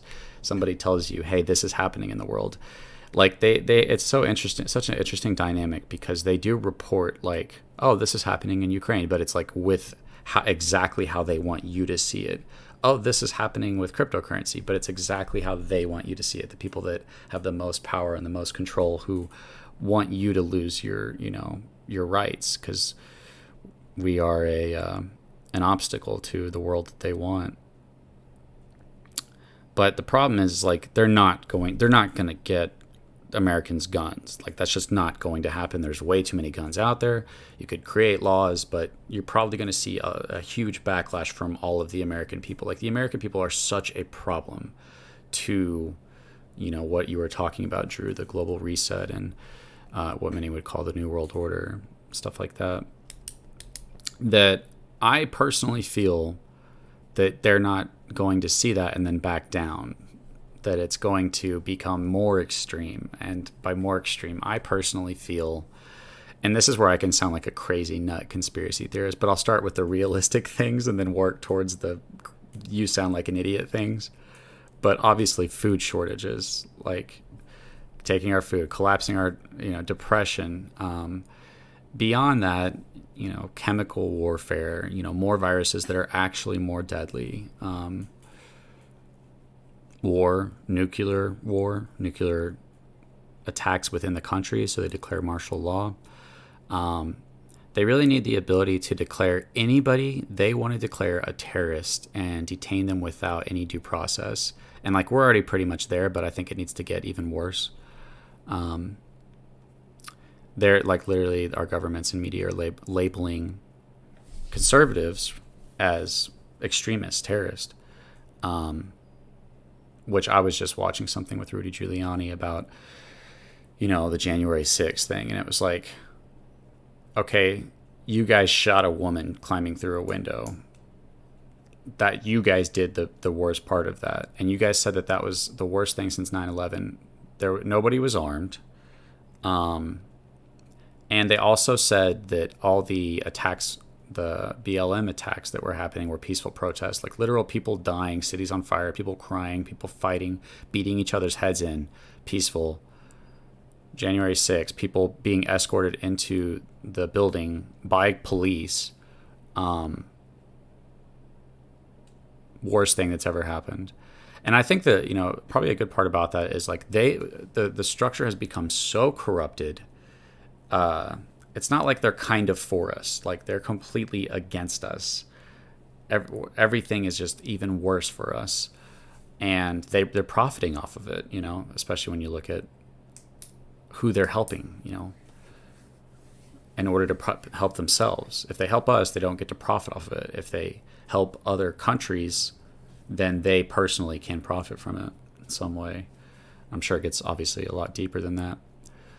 But one really crazy thing about this is, I don't know.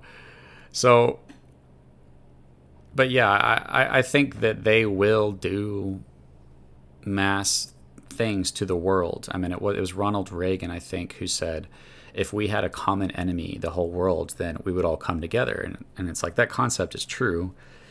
When you're out in public and a shooting happens or something crazy happens, immediately those people that you're with who are strangers now become like your allies a lot of the time in that scenario.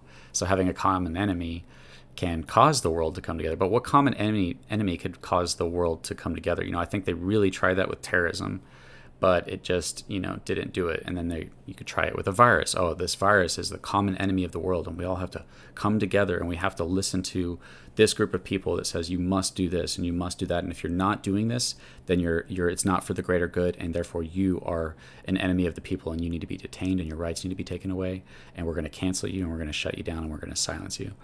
That's what we experienced the past couple of years, which insane, a couple of years for everybody. Just not your normal, typical couple of years of life, right? But I'm somebody who personally leans towards, our governments are just that evil and that corrupt. They will literally do something and blame you for it.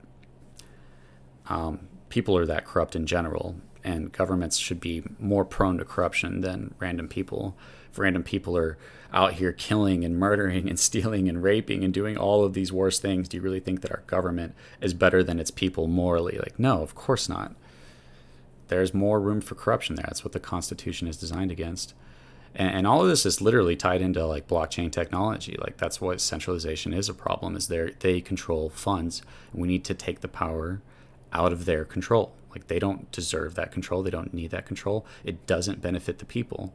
And blockchain technology, which is, I think, an effort to be decentralized, became another expression of the evil of humanity, with all of being another expression of centralization from people rug pulling projects because they had the control, and people selling their bags because they had the control. And it became just a very gross expression of what people wanted decentralization not to be.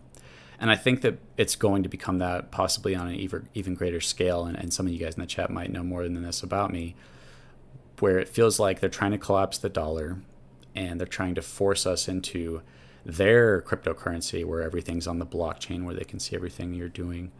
And that kind of gets into another interesting topic of debate. Alien invasion. Yes, Steve Beck. Yes, exactly. So 9/11 turned me into a conspiracy theorist. I'll just be real with you guys. And I know the media has tried to teach everybody that if you think that 9/11 was done by anybody else, then you're an idiot, tinfoil hat wearing conspiracy theorist moron who deserves to be shunned and hated. Very interesting technique, because to me, like, the number one thing that we need our free speech for is to question our governments and their corruption. And if they can prove to be consistent, then of course, like, yes, trust them. But if they didn't prevent something that they said they didn't know about, that they had everything they needed to prevent 9/11, and they literally had to have helped cause it to happen.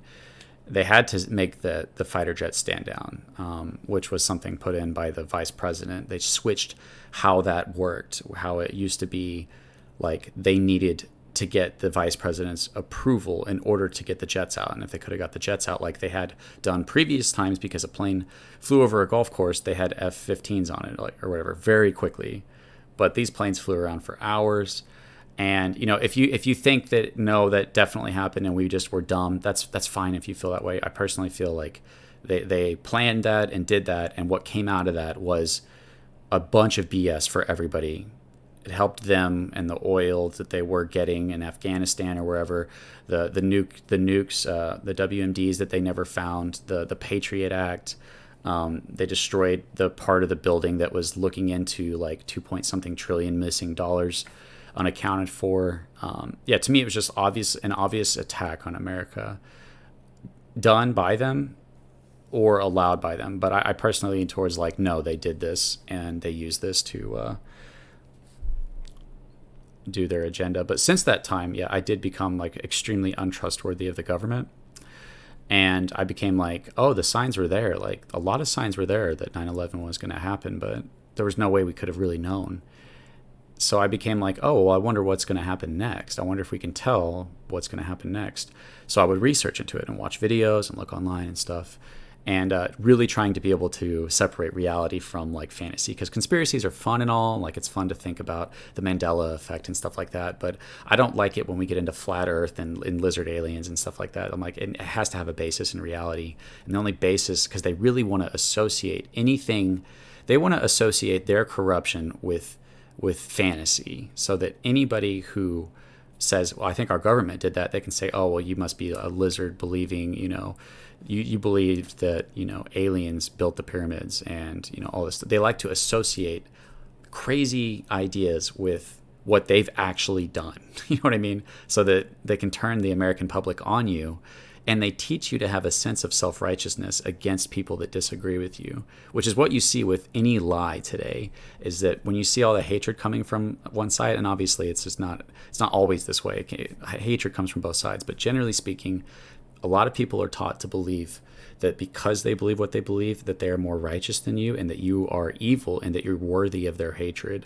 And to me, like, that is the perfect set of structure within someone's mind to get them stuck from being able to actually question whether an idea makes sense or not, because they have a sense of self-entitlement and self-righteousness and sense of self-superiority to other people with that ideas. So they don't actually, it becomes very hard for somebody to actually question their ideas because they feel better than you.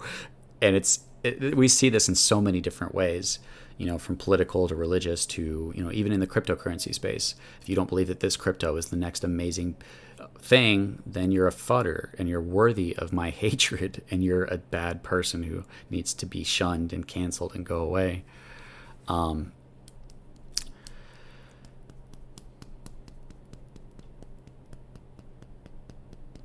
I do have a new channel, United We Stand. It's called Apocalypto. If you want to follow it, it's already started. It's APOKALUPTO. I actually I haven't really told anybody this, but I started a TikTok as well, because TikTok's actually a place to get really good information. I thought TikTok was like kids twerking and stuff, so I was like, yeah, I'm not gonna get on that app. And then I eventually got on it, and then I started liking like posts by people, and basically my TikTok is just full of people who are telling their stories that the media is not going to tell you. It's like, even though TikTok silences a lot of people, it becomes a place where people, you can hear a lot of information before it gets silenced, from firsthand experiences from the truckers in Canada to people having bad effects from getting, getting you know what. So I definitely have created a new channel where I can focus on what I feel is more important things. I have a YouTube called Apocalypto, and I also have a TikTok. And this video got shut down by TikTok right here. It was a video on the New World Order and the Georgia Guidestones. It started doing really well. Like in one night, it hit 11.3 views. And then they were like, yeah, we're going to stop that because you're talking about Bill Gates. And we like Bill Gates. But I do have this other video that I made on Satan that has been done really well. I meant, for TikTok, views are not as good as YouTube, so it's maybe like a tenth. But this video is at 109,000 views, so it did pretty well. And yeah, if you guys want to follow me, I'll definitely make content. I make content about political and religious things, conspiracy, political, religious. My take on it. Not saying I'm always going to be right, but I definitely like try not to get too crazy, and I also try to be realistic, but I also like severely distrust the rulers of the world, that I wouldn't put anything beyond them. Like, they get into pedophilia, they get into murder. Like, is there anything they wouldn't do? I personally don't think so, which is an interesting aspect of the human morality, is that most of us haven't had our morality tested, which is like, if you could get away with it, what would you do? You know what I mean? Well, and I think most humans have never been tested that way, but these people literally have that option. Like, yes, I can get away with this. I can pay this person off. I can do what I want. And it's kind of come down to, I think, like, what is their goal, their vision for what they want the world to be. And I think you get into a one world order, you get into like one world government type stuff.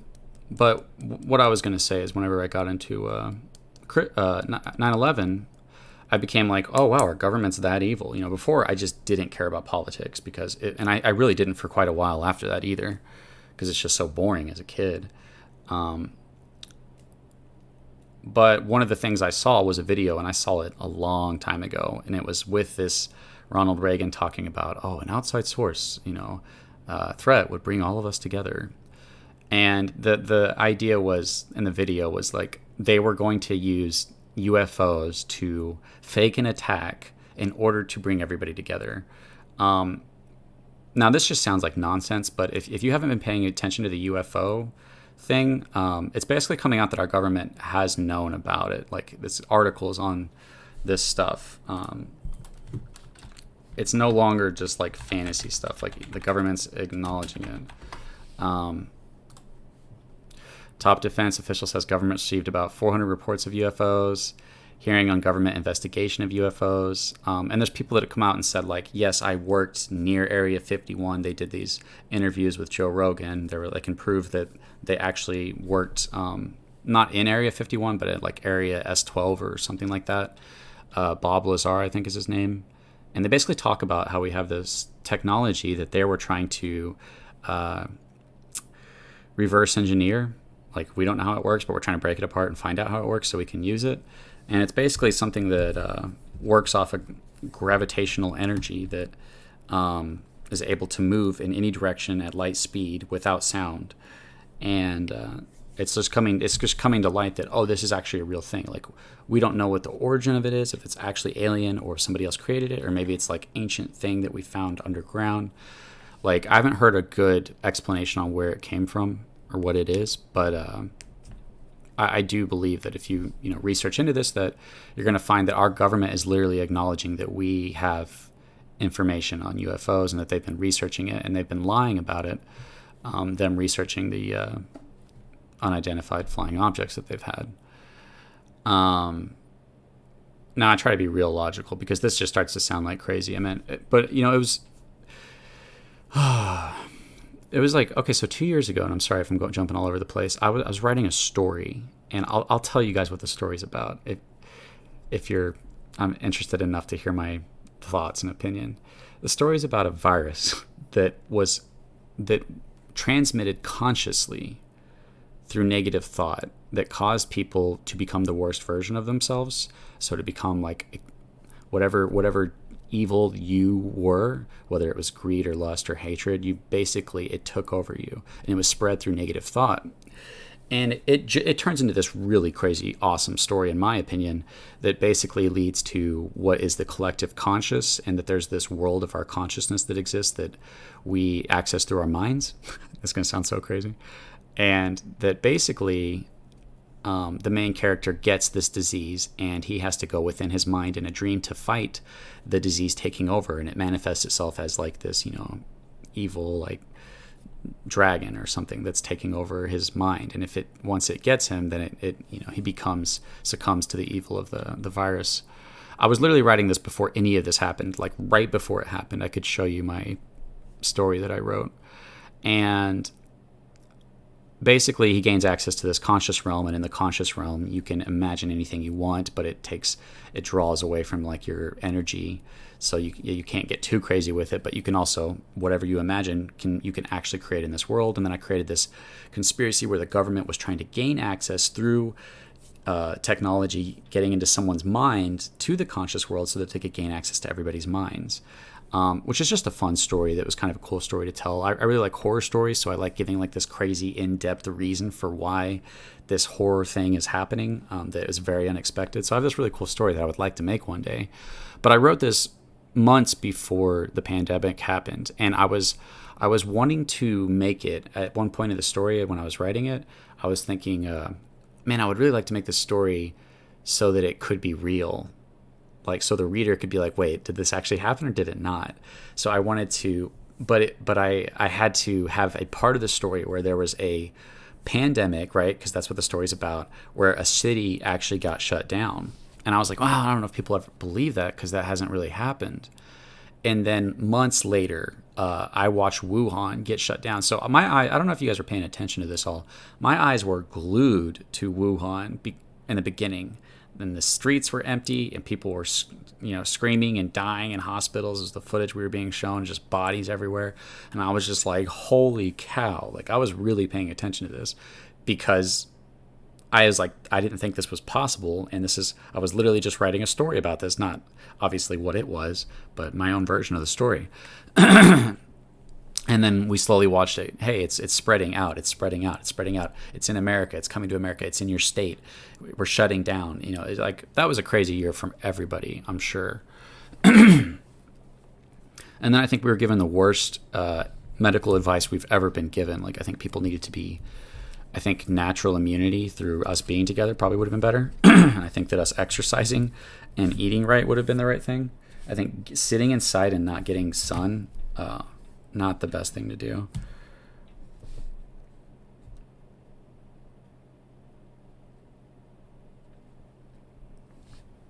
Do I sound pretty crazy, guys? Yeah, the fake UFO invasion.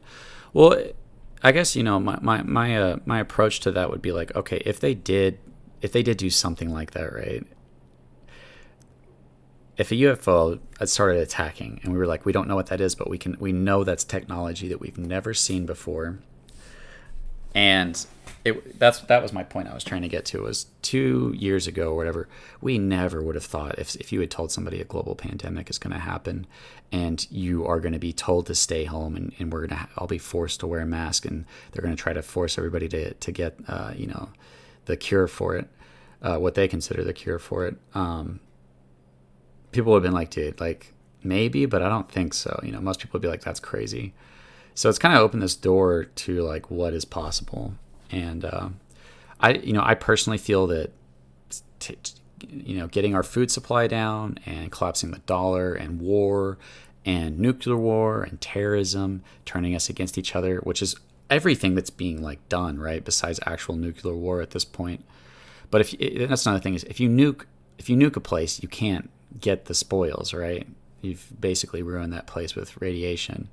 So it's probably the least ideal thing you want to happen if you want to actually have that land and be able to use it or whatever, or have whatever resources might be in that area.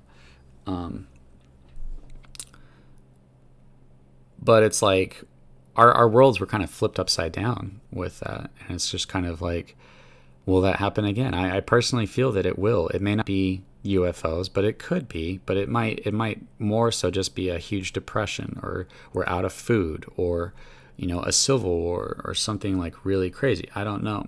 But I do feel like it's probably coming within the next couple years. That's just how I feel, though. I could be wrong. Let me read you guys' comments for a second. Using PSYOPs to manipulate the masses? Yeah. Blue Beam Project, CERN. I agree with you 1,000% about exercising. You're eating healthy. You don't sound insane. Thanks. Yeah, I appreciate it. I noticed some, like, if you believe CNN and MSNBC, which I think it's a very small group of people that do. I mean, obviously it's a larger group because they try to get anybody they can to believe that they're on your side, and they're not. The LGBTQ or gay people, or they try to like say, hey, we're on your side, but they're just not on your side. And I think that a lot of people they're like, whoa, you guys are lying to me. I got to go the opposite way now because you didn't make things better for us black people. And because, I guess the only thing that you could say that they are doing for that side is by forcing laws that are, allowing kids to be decide for themselves if there's something that they're not, and to have medical procedures done that increase chances of, suicide rates. I'm going to get this channel banned. But it's all right. Bitcoin's crashing anyways. I mean, I didn't plan on talking about these things, but everything's connected. It's kind of hard to not talk about certain things when you talk about anything. You could talk only about Bitcoin going down. But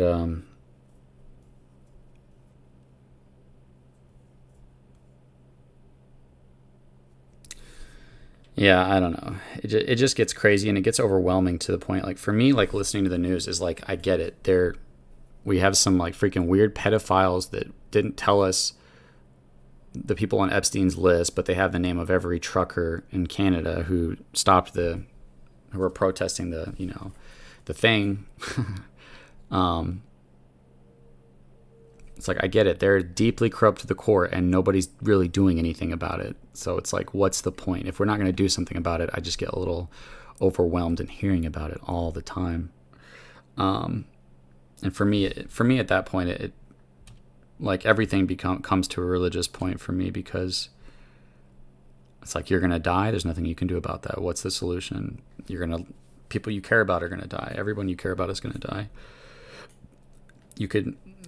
We don't know our days, You might die this week. That a lot of people don't think they're going to die this week, and they're all going to die this week. Everybody who's set to die this week is going to die, and they don't think they're going. It's a shock to them. It's out of nowhere. And I like to think about things in the future to prepare for them. You know what I mean? I don't want to wait. And something I thought about when I was really young is like, I don't want to wait till I get really old to have that information. I want to learn as much of that perspective as I can as a younger person. And I really think that takes, it takes a lot of things. But yeah, for me, it's like, I have to believe that the power of good is greater than the power of evil, and that justice will happen and things will be made right, ultimately. I mean, you either believe that, or you believe that evil rules this universe, and that these that Hitler's doesn't receive justice for killing, millions of people, that these crazy psycho rapists go out and murder a bunch of women and children, that they don't receive justice. It's an interesting thing where people actually will be illogical in order to cling on to an idea that there's no creator, so that they don't have to be accountable, and basically admit that justice doesn't happen in order for the idea of a creator to not be there. But ultimately, I know a lot of people probably don't like to hear me rant about this, but to me, it's like the entire point of our lives, like your life is absolutely meaningless if you don't believe in God. Like your entire point of your existence, of my existence, is to recognize that everything that I have came from God. My body, my mind, this experience, my senses, food, taste, the ability to think, my hair, just everything that I like and identify with didn't come from myself. It was given to me. And that I've sinned against that God, that I've broken his moral laws. I've lied, I've lusted, I've hated, I've stolen, I've been prideful, I've judged people. And that's why I think it's extremely important. The Bible says, judge not lest you be judged, for with what measure you judge, it shall also be judged unto you. And I think that this is where, logically thinking, if you look at almost every time that you see somebody, whether politically or in the crypto space, being hateful to someone, they usually have a standard of judgment that they themselves fail, and they become a hypocrite. And I do it as well. So it's like, if I don't say that, then I become a hypocrite myself. Like, I also judge unfairly. I judge people for things that I myself have done. I hate when mass murderers go out and shoot up a school. Like, it makes me want that guy to burn in hell. Whenever I hear about things like that, I'm like, I hope that guy's in hell. And then I think about it, and the scripture says, if you hate your brother, you're a murderer. And it's like, there's really no sense of being able to judge anybody else that I can from a stance of not being as bad as them. And I think when you realize that, it sets you free from a delusional path of thinking that causes a lot of pain, right? It causes a lot of pain for yourself and other people because you're treating them a negative way because you think you're better than them, instead of telling them the truth in hopes to get them to not suffer as much from living in that reality, not suffer and not cause other people to suffer. It's like, hey, I'm not better than you, but I won't want you to suffer for this, but I also don't want you to cause other people to suffer. I want you to stop attacking people because it sucks for you and it sucks for them. And obviously it's a little hard to hold that standard when you get into like actual murder and actual like hurting of kids and stuff like that, or hurting someone you love. If somebody hurts your child, like, you're not going to probably be able to like not think, you're just going to be so angry at that person and want to hurt them. And you have to watch people go through this constantly, people who lose their children in court, and they have to like literally deal with the fact that this person, for no good reason at all, chose to like take the most precious thing from them. It's kind of why I'm scared to have kids. One reason why I'm a little afraid to have kids is like, man, that's going to be like the most precious thing that I'm not going to want to lose, and I'll be constantly worried about losing it. But honestly, like, for myself, I know that like the entire point of reality is for God to demonstrate his justice and his mercy. Like, it's not about us, it's about God. And I think when people realize that all of this wasn't made for us, it was made to glorify God. And it's like our worlds need to be flipped upside down from viewing it from a self perspective to a God perspective of like, why did he put us here? What is his purpose? Why does he allow evil to exist?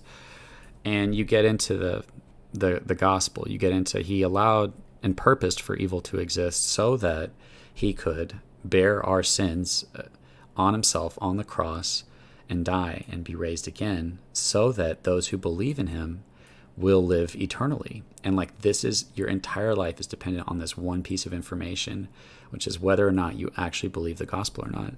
And I've realized this myself, that this separates all other religions. No other religion can logically and morally have a God that forgives sinners. They either become an unjust God for letting sinners go, or they become a just God who has to condemn everybody for being evil.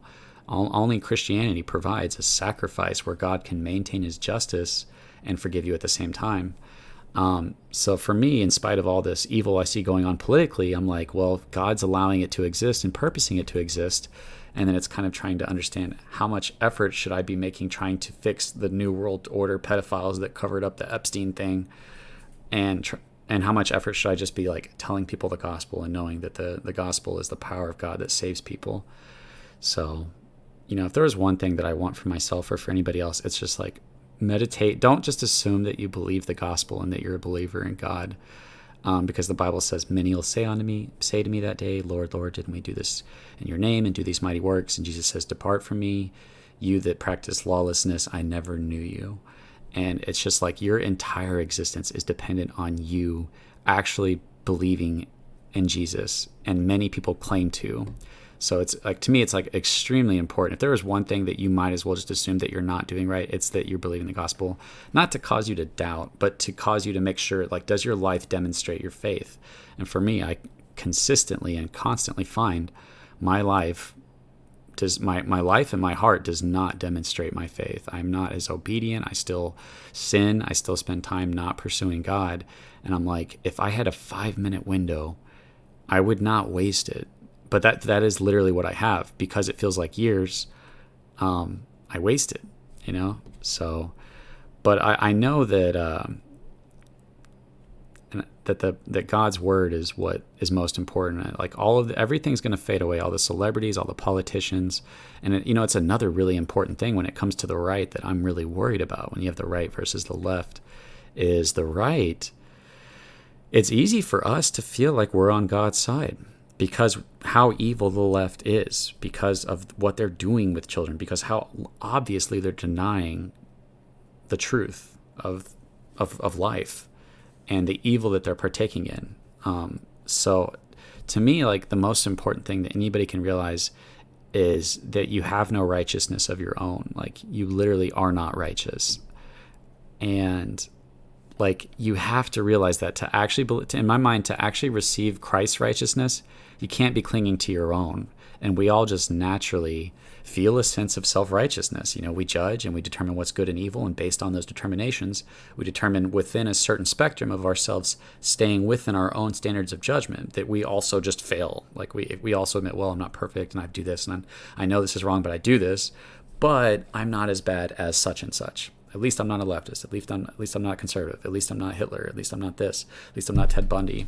And it's like, yeah, by comparing ourselves to things that are more evil than us, we've created a sense of self-righteousness that really, when compared to the actual standard of what righteousness is, we have no righteousness. If you appear before your creator and he's determining your entire existence, like, everything is on the line. And you could die at any moment. It's so important, but it's so hard for our minds to wake up to this. It's so easy for them to go back into just whatever. I'm going to go back to work and games and music and relationships and all this stuff. That to get us to a point where we're actually desperate for God's mercy, because we recognize that there's a life after this that is perfect, that will be infinitely better than this one, but there's also a life after this one that will be infinitely worse. And that's something I was thinking about when I was going for a walk. I was like, this life, I feel like we experience both hell and heaven. You have these amazing experiences of creativity and beauty and relationships and laughter and helping people in good times, right? But you also have the other thing. You have suffering and pain and people dying and huge loss. And it's like, I feel like in this life, we get a taste of heaven and hell. But in the next life, you're only going to get one, and you're going to get the fullness of it. You're going to get the fullness of an amazing, good experience, or the fullness of a terrible experience. And life, this is demonstrated in our lives. This is not just some theoretical idea. People who are out there pursuing selfishness as a means of living, through stealing, through cheating, through lying, through hate, they negatively impact others and themselves as well. Like, selfishness and evil is a path to destroying yourself, which is the path to death, which is the path to hell. While righteousness and putting others and God, mainly God, before yourself is the path to life and to righteousness and helping other people. And these are the two paths that we're being presented with us in this life. But our wills desire the path to hell. Like, to me, it's so important for people and myself to realize that our will is the problem. And if God does not give you his spirit, you will go to hell willingly choosing to deny God, either openly rejecting him or with a false sense of salvation that you're saved because you said a prayer or because you were baptized or because you know some doctrine.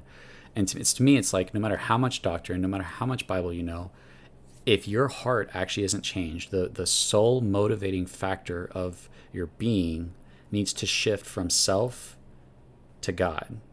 It needs to be, God needs to be in there. It needs to be God motivated. It needs to be, because you know what God cares about? He cares about souls and eternity. God knows that he has an eternally perfect place set up. He's not trying to fix this world. He knows that he has a place where people don't have to worry about food and hunger and politics and struggles of power and corruption. He has that place prepared for those that are willing to not hope in their own righteousness and to hope in God's righteousness and God's mercy, so that he can give you his spirit, and which enables us to walk in his commandments over time. And when everything fades away, when all of humanity appears before their creator, it's not going to be how many video games did you beat, and how many awesome things, how many races did you win, and how many arguments did you win. It's going to be, did you build a kingdom did you build on the eternal kingdom that God has created through the preaching of the gospel? That's all that's going to matter. Everything else will be burnt away. This is what the scriptures teach. And these ideas are so appalling to our flesh. The fleshly mind, it's like, that's nice and all, but food and work and girls and men and all these things. It's so easy to get caught up and just not want to have anything to do with God. But God's constantly calling us and telling us, hey, you're getting sick. Hey, your body's getting old. Hey, you just lost this family member. Hey, there's evil in the world. Hey, you're evil. Hey, you are creating your own problems. Everything is constantly pointing us back to God. I literally believe that every single thing points us back to our Creator, and that he's the solution to all things. So me personally, I'm like, that's all that matters. That's all my life matters. It doesn't really matter if I make millions of dollars in crypto and die and go to hell. You know, the scripture says, what does it profit a man if he gains the whole world, loses his own soul? The most important thing and loving thing I could do for anybody else would be to actually become a true believer and to have the Spirit of God inside of me, so that I can pour that Spirit out, that truth out, because the Bible says the Spirit is the truth. It's the Spirit of truth out into other people. And that truth goes much deeper than modern Christianity in America today. And I don't want to judge people, but Christianity is just not being taught. And I don't think the gospel is being taught correctly. I've been told that if you say this prayer, you've been saved. No, I think it's a deeply, like the deepest transition within yourself, from yourself to Christ on the cross. Because like right now we're all in God's court, you know. God, it says he that believes is not condemned. He that believes not is condemned already. Like Jesus said this. Like we're in God's court right now, and he's pronouncing judgment. Like, yes, everybody will appear before the judgment seat of Christ to give account of the deeds that were done in their body, whether good or evil. We all have to do that. Everybody's going to be resurrected by Christ, both the evil and the good, and give account. And Christ says that he separates the goats from the sheep and the wheat from the chaff and the believers from the unbelievers, and he brings the believers into eternal paradise, while the unbelievers are separated from God because they rejected God. They rejected him through his laws, through morality. They rejected him in every way of life, because every way of life was calling us to God. And most of all, they rejected his mercy and the fact that God died for their sins and said, here, you don't have any righteousness, but I have some for you. And I think that the reality of this really needs to set into you, that your existence, everything is on the line. Everything that you care about right now is on the line. Everything that you have is on the line. And that suffering awaits you, and that you get separated eternally from God forever. This can't be fixed afterwards. This is direly important. Like, if the news was reporting on what actually mattered, it would be reporting on this. God's judgment is coming. And it's happening right now. People are dying left and right and up and down in all these different ways, and you don't know how much time you have. So I am 100% confident that reality is not about us, and it's about God, and that justice and truth will prevail, but that you want to be on the right side of that, and that side is only done through mercy. Like, if you come to God's law through I didn't murder anybody, or I didn't steal, or I didn't do this, or I read your book, or I said this prayer. If you come to God through that, you're trusting in yourself, right? You're coming to God and saying, like Cain and Abel, it was done for a reason. Cain killed Abel. Abel offered up the slaughtered lamb, and Cain offered up his own works. And if we offer God what we've done, like, you're doomed. It's the stumbling block to the Jews. They sought it not by faith, but by the works of the law. So that the Jews who sought God's mercy sought it through keeping the law. But we have found God's righteousness through faith. And the Bible says that God will give you his righteousness. And it actually has some really great examples of this, because I was really like, and still am seeking. I'm like, I this needs to be real, because I don't have much time left. Even if I live another 20 years, it's not much time, and I know it. I need this to be real. So I was really seeking, like, I see God saying that here's my mercy and here's my salvation. And to anyone who wants it, come and take it. And I'm like, I want it, but I just don't see a change in my life. And I still see such a desire for terrible things within myself, like, sexually immoral things. And I'm prideful, and I'm hateful, and I'm judgmental, and I don't feel loving like I should be. And I don't feel like as much as I try to be that thing, as much as I try to be loving, and as much as I try not to do evil, I end up being it almost even worse when I try not to. So it's just like, I'm at your mercy, God. Like, if you don't have mercy on me, I'm going to justly die and be separated from you for eternity. And I think that for me personally, getting to this point and having a lot of scriptures ready, there was the teaching of Abraham. This is actually the promise of the gospel. So to me, it's like the most important thing you can understand is the gospel. It's not a simple thing. It is Jesus died for your sins, very simply put, but it's also, it goes beyond that. That you could study it very deeply. But Abraham was told that he was going to have a son, and that there was going to be a multitude of sons from this one child. And his wife's womb was dead, and he was unable to have a kid himself. They were way too old to have kids, but God told him. And it said that Abraham believed God, and that God counted him as righteous, and imputed righteousness to him just because he believed God. So God told Abraham what God was going to do. Abraham trusted God. That's all he did, was trust God. And God said, you're righteous. Even though you're not, I'm counting you as righteous because you've trusted me. And the scripture uses this in Romans. It says that was done not only for his sake, but also for our sake. If we believe in God who raised Christ from the dead, it's saying God will count you as righteous if you believe that God raised him from the dead for your sins. So I really think it's really important for anybody to not just assume that you're saved or not saved based on the fact that you go to church or have said a prayer or read your Bible or pray, but let God tell you you're saved. You know what I mean? Don't let anybody else, because he's the only one that really can, is the Holy Spirit. And pray and seek God in meditation and prayer. Like, reflect on what comes to your mind when you say, do I believe the gospel? Reflect how deep is that belief within yourself that Christ died for your sins. That's something I think about all the time. And honestly, it always feels like something that I'm not even close to how real it should be inside my mind, that Christ died for my sins. It should be changing my life. It should be changing my life from I'm going to do what I want to do to I'm going to seek the kingdom of God. I'm going to glorify God. I'm going to preach the truth.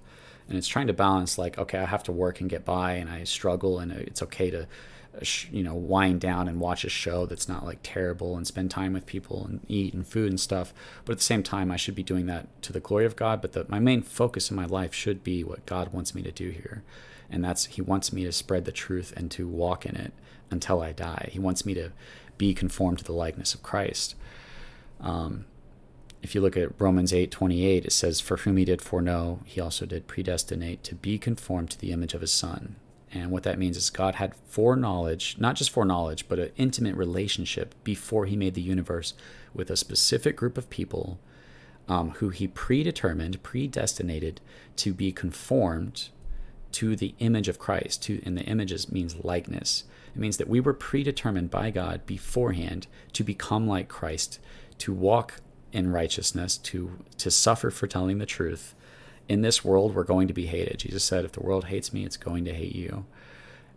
And to basically, in different senses, be crucified with Christ so that we can be glorified with him and rule with him for eternity in the new kingdom to come. That's the purpose of our existence. Like, there is no other answer. So yeah, that's, to me, it's like, as interesting as it might be to know where cryptocurrency is going and where politics is going and the New World Order and the conspiracies and what they might do, and are demons real and UFOs and all that stuff, I know that beyond that, the most important thing I can do is obey God, seek his spirit, because I don't have a spirit that obeys God. My spirit is unbelief. My spirit is selfishness. My spirit thinks it's righteous and it's not.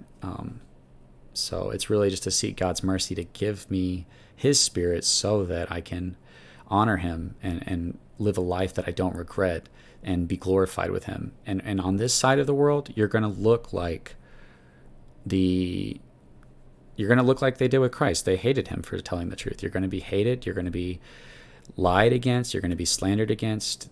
You're going to be seen as the lowest of the low on this side. But on the other side, just like Christ was hung on a cross. He was seen as the lowest of the low by the Jewish people. But now, he's the creator of all things. He already is the most glorified being.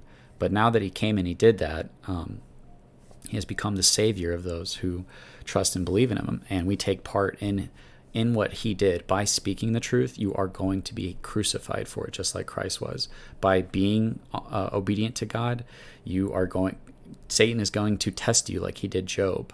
But God has the reins on Satan. He only allowed Satan to test Job for so long before he said, okay, that's enough. And he gave Job back more than he had ever had, more family, more wealth in his life. And, I was just reading about Proverbs as well, because I'm trying to figure out, like, what do I need to do for a job and how much do I need to focus on God? And the scriptures in Proverbs clearly say, like, that if you seek understanding and wisdom from God, that in its left hand is health or something, and then the right hand is riches.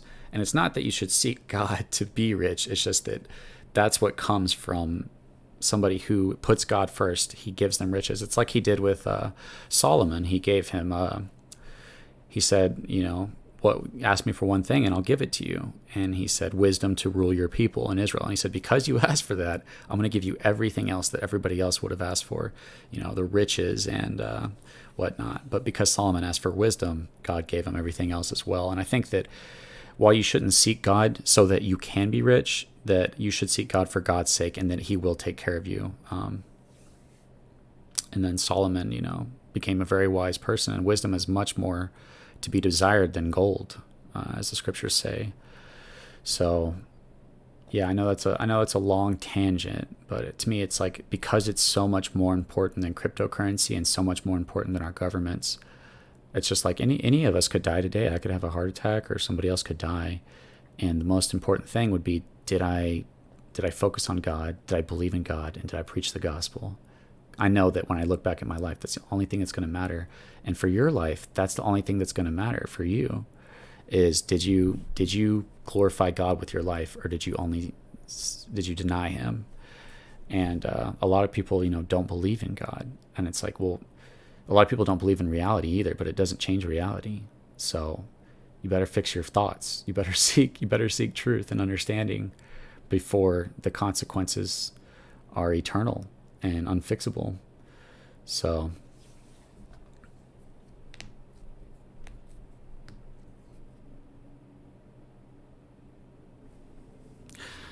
when it comes to the scriptures, it's Aramaic, it's the Old Testament is Hebrew, I think some Aramaic, and the New Testament is Greek. All right, Maddie, I'll catch you later, man. I got my hand on an Aramaic version. It led me to Islam. So yeah, Islam is a very false religion, for many different reasons. But yeah, the main thing that I have with Islam, well, there's a lot of things, but when it comes to separating Christianity from other religions, is that if somebody murdered your daughter and the judge said, oh, it's fine, and let that person go, and that person went out and murdered somebody else's daughter, people would be like, that's a terrible, evil judge. Not only did he not pronounce judgment against the person that murdered when they had all the evidence, but he also let him go and let him do it more. That would be an evil judge.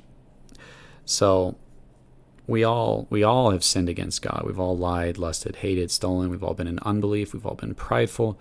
We've done everything in the book in reality and within our minds, probably millions to billions of times. So no religion outside of a sacrifice can provide salvation.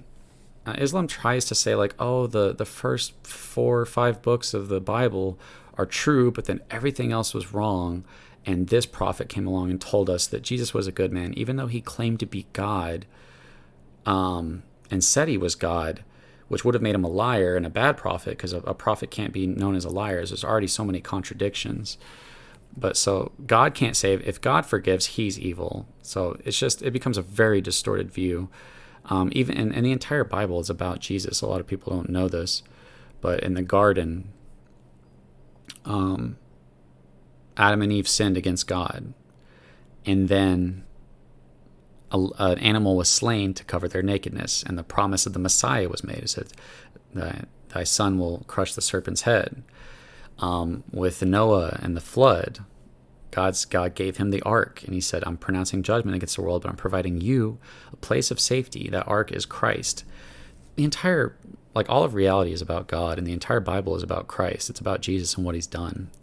Christ is in every single picture of every single Old Testament story. It's all about the sacrifice for sins. So Islam just dissolves into making absolutely no sense, logically or morally or historically, when it comes to all those ideas. And I've seen it. They say, well, why couldn't God just say you're forgiven? Because he would be evil. He would be an evil God. And if that is the God that rules, then we're all screwed, because there's an evil God. I don't believe that reality demonstrates that truth isn't dominant over lies, and that light isn't dominant over darkness, and that good isn't dominant over evil, and that God isn't dominant over his creation. So but I understand that everybody grows up with different sets of beliefs, and this is kind of why I personally I was thinking about making a video that is to help get people to question their beliefs. It's extremely important to not just to question your beliefs, but to have a honest approach to doing so. Because, if we look at it, if you look at the world, everybody has all different kinds of beliefs, and probably no two people agree on everything. So what we see then is that everybody has within themselves a structure of ideas that they hold to be true, right?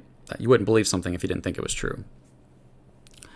But it contradicts what everybody else sees, and everybody disagrees with everybody else. And everybody else thinks that everybody else needs to change how they think in order to see how they think, right? Whether politically, religiously, or really when it comes down to, any kind of idea can be broken down into this where there's a disagreement.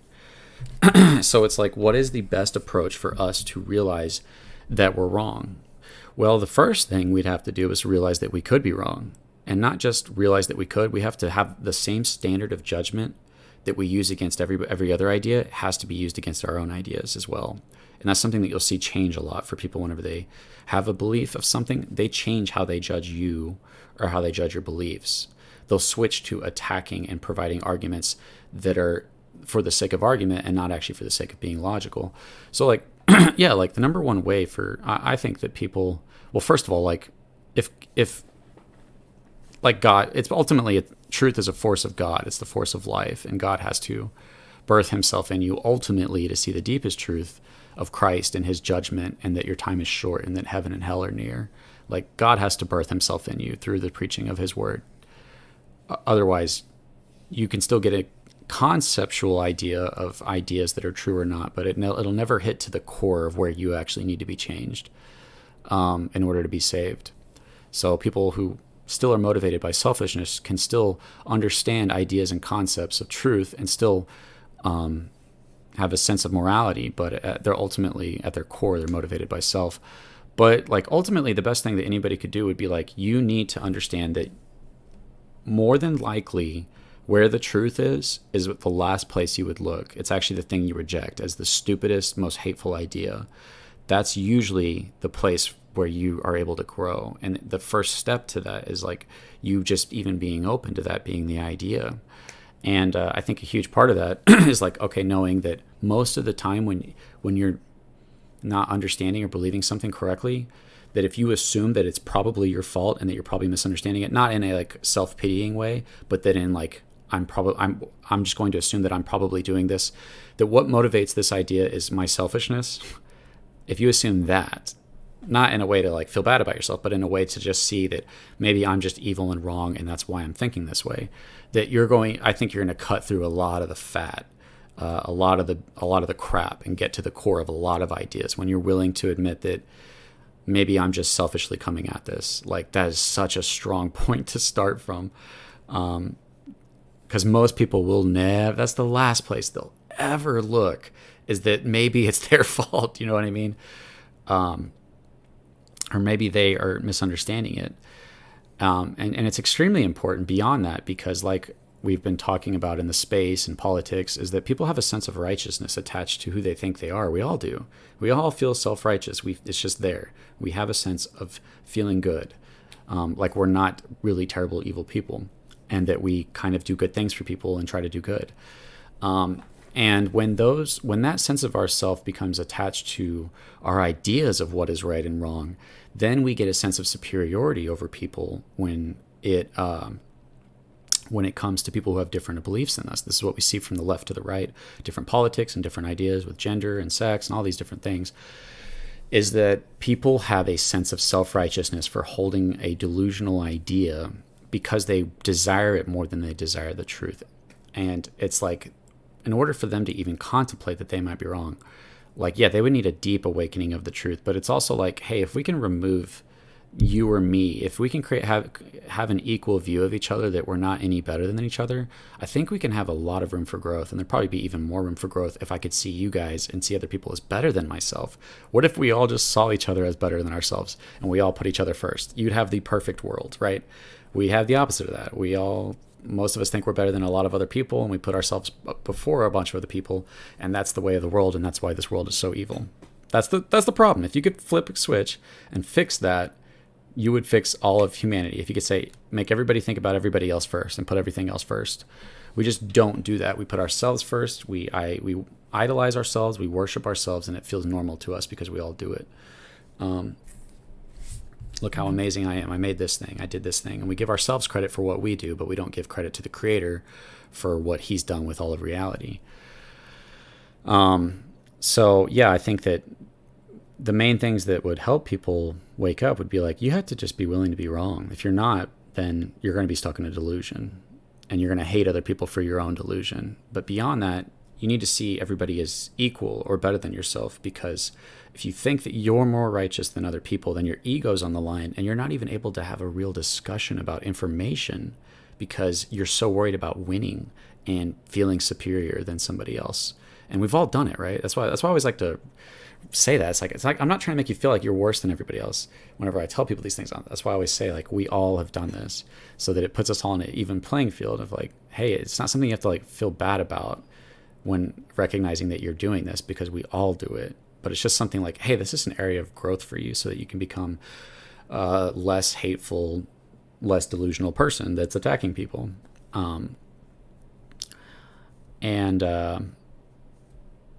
I think that just the idea of how to honestly approach ideas, whether it's the idea of who you are, or whether it's the idea of morality, or whether it's the idea of science, that there's like, we should be teaching our children this. Like, you need to be willing to be wrong, because most people out here are not willing to be wrong, and they are. They can't all be right, right?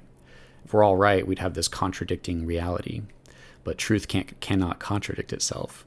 So either everybody's wrong, or some people are right, and everybody that contradicts those people's beliefs are wrong. I personally feel that true Christianity is the real religion of the universe. It's what existed before man had the ability to have an opinion on the universe. There was the reality of what is and what will be, and why it's here, and where it came from, and who it came from. And that's the goal of what we're trying to believe. We're not trying to create some fantasy that helps us get by in life. We want to know what's real. And the Christianity's deep core message, it's saying, like, God is testing your faith here. God is glorifying himself in the judgment of sinners. He's going to maintain his righteousness. You're not going to get away. Murderers are not going to get away. People that go out and hurt little girls are not going to get away with it. But neither are liars. Neither are people that have been hateful, unbelieving. Like, so we all fall under God's judgment. That's just reality. Like, you can't get away from that idea. You can really try to, but ultimately you can't get away from that. which leaves us with God's mercy, which God is glorifying himself in his judgment, but he's also glorifying, he prefers mercy over judgment. And God is willing to forgive, I believe, anyone who seeks his mercy. Like, if you actually desire God's mercy and you realize, like, this is real, it doesn't matter what anybody else thinks or sees. This is between you and your creator, and your life is on the line. That's how I see it. Like, it doesn't matter what other people think. This is between me and my creator. And I came to God. I've done it a lot, and I'm not saying I know perfectly that I'm saved, but I have more hope than I used to. That I'm like, God, are you even willing to forgive someone like me? Can you save me? Because I don't just need you to forgive me. I need you to change who I am, because what I am contradicts everything that you say I should be, and I can't change myself. I can't change my nature, and I know that if I don't, if you don't change me, I'm doomed. Like, I'm going to die. I'm going to go to hell. I know for sure. And I'm going, not just that, as terrible as that is, I'm not going to get to know you and who you are, because you're the source of everything. Like, everything came from you. And that makes just something about you more fascinating than anything else that could possibly exist, because everything else was brought into existence. But you weren't, and you have full authority and knowledge over everything. So therefore, the meaning of existence is literally found in what you are, because you're the source of all things. So I just got to a point where I'm like, I need true salvation to happen. I don't want it to feel like I'm saved because I said a prayer, or because I'm worried about it, or because I read, or because I go to church, or because I try to help people. I literally need God's mercy to change my soul.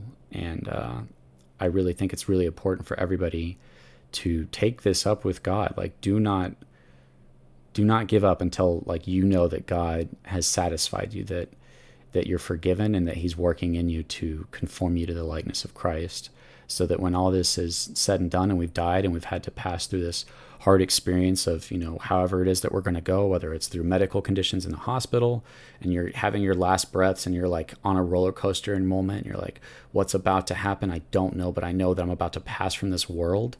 The moment that everybody puts out of our minds, because we just think, oh, there's nothing we can do about it, so go about our lives, until we come close to that encounter where your mind is sending you signals saying this experience is about to stop, and the reality that you're about to be cut off from this is real. Until you have that reality check, and I'm sure many people in this chat probably have, to me it's like about preparing for the hardest things in life. It can only be done through God. When my dad died, and I'm sure a lot of people, we all have to lose all our family, all our loved ones. And it's like, how do you prepare for such a hard experience, especially if there's a really deep bond there? If you really love somebody, they mean a lot to you. When that bond is separated, it becomes so hard to deal with that loss. And to me, like, I don't view life that way. When I view it in the context of God and heaven and hell and judgment, it's like we're on a bus, and that bus is the earth in this life. When you die, you are getting off the bus. It's not like you're gone forever. It's just like you're appearing before God to be determined whether you're an unbeliever or a believer, and to be separated. And there will be a separation from the believers and the unbelievers. So to me, it's like, I need to get by. I need to make money. I want to marry my girlfriend. I want to be able to provide for a family. And things look really bad, and crypto looks really bad. But ultimately, I know God's in control of all things. And if I put him first, I know he'll take care of all that. And I know that at the end, when I'm dying, or when I'm dying, because like, it's such a crazy experience to think like when you're going to die, because that's going to actually happen, that I will look back on my life and I'll regret all the time that I didn't spend pursuing love and God, because God is truth, and God is love, and God is light, and God is all these things that are equated with each other. And to me, it's like, I don't want to live a life where I look back and say, wow, you lived your life for yourself. You were always self-seeking. You sought pleasure and entertainment and pride and lifting yourself up. I don't want to look back in that to be my life. I want it to be like, hey, you put God first, and through doing that, God gave you a spirit, and through his spirit, you were actually able to like truly love people, not just a false sense of like feeling righteous, but like a true love of telling people the gospel, and a true love of actually like being willing to put others before yourself in the smallest of ways and the biggest of ways, to actually go out of your way to help somebody when it costs you. That's what love is. You know, the ultimate act of love is to lay one's life down for somebody. So ultimately, the ultimate act of love that we could be doing for each other is to literally give up my own existence on this planet in order to live at what is best for what God wants from me, and for what would benefit other people, whether it's telling them the truth that helps them. And, you know, truth helps in a lot of ways. People are killing themselves. Depression is a very rough thing. There's this YouTuber called Channel Makers, and he's doing great. He's doing great channel. He's gone for 2 months. I watched his recent video, and he's talking about how he was thinking about killing himself because his channel wasn't doing good, and how could he have a channel on talking about doing good while your own channel is failing? So it's just like people are suffering, and lies don't help their suffering. They need the truth. Like, you need to know, hey, that person that you thought was everything in your life, there's millions of men or women, or whatever your sex is, that you would get along with just fine. And you know what? Even when you find somebody that you love, there's technically somebody out there that you would probably get along with better. Like, don't feel like because a relationship didn't work out that you've lost everything. But we naturally do that. I think a lot of people naturally fall into these really deep sufferings, and the only thing that can really get them out is the truth. You know, whenever I got into a place where I just like hated existence. I didn't want to live. I was not suicidal because I believe in hell, but I did not want to exist, and I hated existence. And I realized that like I felt that by pushing myself, there was like something in my mind that thought, well, if I make myself miserable enough, life will change for me. And as stupid as that is, I think a lot of people fall into that. But I finally got so miserable, I was like, nobody can like pull me out of this but myself. I have to literally pull myself out. Like, you're hoping that the perfect friend or girlfriend or something is going to come along and you're going to be perfectly happy. It's like, it's just not going to happen. You just need to pull yourself out of this. Stop feeling sorry for yourself. And the truth that ultimately helped me deal with my depression was, it was like, stop being selfish. Stop thinking about yourself so much. Stop focusing on and feeling bad for yourself so much. And I was like, wow. To me, the key to my depression was like realizing that it was selfishness. And, you know, there's a normal amount of depression that comes with real losses, but then there's like this extra beyond step where it becomes a problem. It becomes like you've chosen misery because you're so focused on yourself, and it's going to cost you and it's going to cost others. And people aren't going to want to be around this energy of feeling bad for yourself. People want to be around a positive, happy, flowing energy, you know? So when it comes to telling the truth, it's not just the truth of the gospel, although I think that's the most important truth, but I think that all truth is connected. So it's also the truth of everything that will help us in life. So yeah, that's how we went from Bitcoin to UFOs and conspiracies to politics to God and heaven. What's good, Lego? How's it going, man? No, yeah, the teachings aren't lost in translation, Sina. I can prove that. You know, anything that you could say can be proven by the scripture to not be true. If you try to say that Christ isn't God, John says, in the beginning was the Word, and the Word was with God, and the Word was God. Jesus was God. Jesus accepted worship. The only being that's allowed to accept worship is God. The fact that Jesus accepted worship meant he's saying, I'm God. Jesus said before Abraham was, I am. That was the title of the God in the Old Testament. Jesus is God. Islam does not teach that. It says he's a prophet and he's not God. So it lies about Christ. Surviving, brother. Yeah, I know. That's how I feel. I feel like times are probably about to get really rough, and it's really a moment for us to believe and lean on God. I think that's the most important thing. Although for me, it feels like when I'm happy and I feel fine, I forget about God. I don't focus on him like I should. But whenever I'm suffering and having really bad headaches or something, like that's when I'm like, God, please help me. So I gotta make more of an effort to seek God whenever I don't feel like I need him, because I always need him. But yeah, he said, if you've seen me, you've seen the Father. And the thing about truth and reality is that here's a great part about reality. If you see a crime scene and something happens, it has to fit that piece of information, whatever it is, whether it's a confession or blood on the floor, it has to fit with all of reality. It doesn't have to kind of fit. So when we talk about Christ and you talk about different ideas, it has to fit with the entire scripture. It has to fit with all of reality that's observable. It has to fit with all of logic and all of morality. When we start talking about God just forgiving sinners without a sacrifice, it makes him immoral. It makes him an unjust God. When we start talking about Christ not being God, when we have scriptures that clearly indicate that he was God, it becomes illogical. When you see that the entire biblical story of the Bible is about the sacrifice that was made by God for the sins of the people, which is the entire purpose of why God made reality, it's like, okay, as hard as it might be, because, you know, I'm not saying don't be severely questioning your faith, your ideas, but if you're in a religion, like, you want me to question what I believe in order to believe what you would, but I'd have to deny those things that are, to me, very clearly seen, not just in reality, but in the scriptures. It was all about Christ. The Passover, you know, you have the ark and when God flooded the world, the ark was Christ. They were in Christ, just like we can be in Christ through faith and survive God's judgment of the world. The Passover on Egypt, God said, put the blood of the lamb over your doorway, and my spirit will pass over you, and it will not kill the firstborn. So the blood of the lamb survived us from God's judgment against killing the firstborn. Once again, Christ, it's all about what Christ was doing that protects us from God's righteous judgment and saves us and glorifies us. And God is demonstrating the greatest love that will ever be demonstrated, I believe, in the history of existence, in the saving of sinners.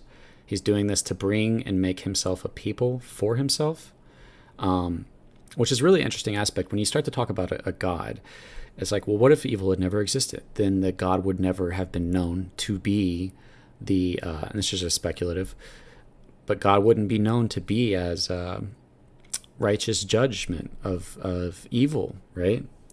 And it's not necessarily like, oh, I have to create evil so people can know. It's just like God is in charge, and he saw that he could create a universe where the possibility of evil did happen, and the beings chose that so that he could demonstrate long suffering, meaning he doesn't immediately condemn and separate sinners. As soon as you sin, he punishes you and you die, right? He allows us to go on in our evil for a very long time, even to the point of denying his existence and contradicting him, so that when he sees the time is right, he says, your time is up and a car comes, or your time is up and that cancer sets in, or your time is up and you happen to be at the wrong place at the wrong time. Your time is determined by God.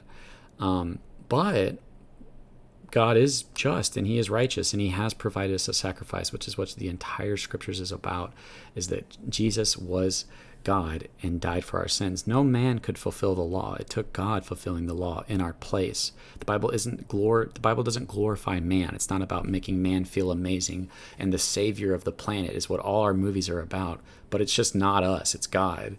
God's the savior. He's the hero of the story. He's the protagonist.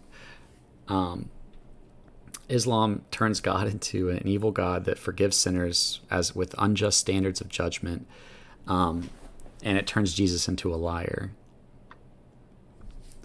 And it doesn't provide any actual standard of you being actually saved, because how are you going to be saved if somebody doesn't die, if somebody doesn't step in your place and take your punishment upon themselves, which is what the entire Old Testament was about, the slaughtering of the lamb. So yeah, man, I would as rough as it might be, you know, I would definitely seek to understand those things. You know, Jesus, if he wasn't God, he was a liar. And then Islam's already wrong, right? Islam just literally can't be right, because it says that Jesus was a good prophet. But Jesus claimed to be God, and it says he wasn't God. You have a contradiction where already there is no way that Islam can be right, because the only way that Islam could technically be right from a different perspective is if it said Jesus was a liar. But it tries to say, no, he was a good prophet and all, and you just kind of misunderstand some of the things he said. And even though the entire picture of the Old Testament is about a sacrifice of sins that God would provide, Jesus wasn't that. You know what I mean? Nothing makes sense. Everything contradicts itself. God is unrighteous. Jesus is a liar, but he's a good prophet. God's forgiving sin, but he's not providing a sacrifice, so he's an unjust judge. Yeah, I definitely would look into those things more and pray that God would bring you out of that false religion. But yeah, guys, once again, I never planned to do this, but you shouldn't be ashamed of talking about God, so it's okay. I'll read you guys' comments, and I'll probably end it here and try to be responsible today.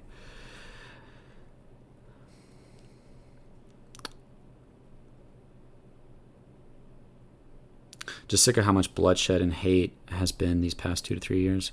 Yeah, it's been like real bad. He also said, if you see me, you see the Father. Yep, that's true. We are all we got, and I feel God is showing us that. And if he is, we need to love one another and bring peace to all, respect and unity.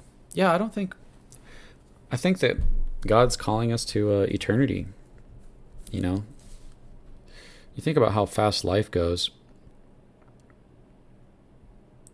It's like, after high school, man, it was just down. The roller coaster just went down for me. It was like super fast. Even if I was doing a job I hated, life is going so fast. And I know before I can even blink, I'll probably be 50, right? If I live to be that long.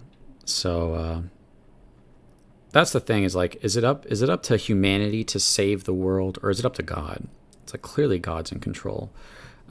He's not trying to call us to save the world. He's calling us to prepare for the kingdom to come. Jesus didn't say, these are the policies that you guys need to set in place to have a perfect world. He talked about the law and how you need to keep the law and seek first the things of God and store up treasure not on the earth but in heaven. There's like the difference between selfishness being a motivator and truth being a motivator, the difference between love and evil being what actually motivates us, is focusing on the things of God, which are eternal, as opposed to focusing on the temporary things of this world and the temporary experience. And you can focus, we can serve God eternally while we're here with our actions, with the short time we have here, which have eternal implications, or we can serve ourselves and reap the eternal consequences of doing temporary evil. So yeah.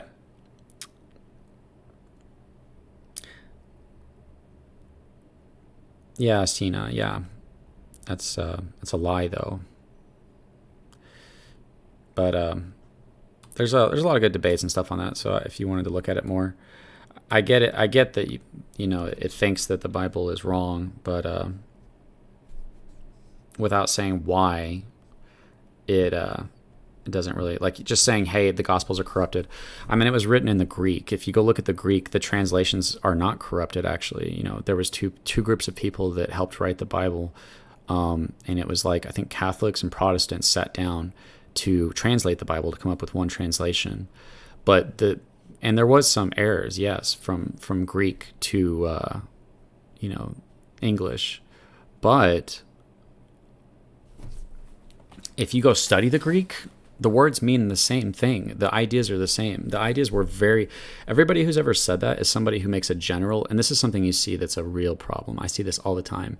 A general argument for a specific problem. It doesn't address the specific problems. And there's no weight for it. You could just make a general argument right back to them. And where does that leave you? It leaves you with having to get into the details.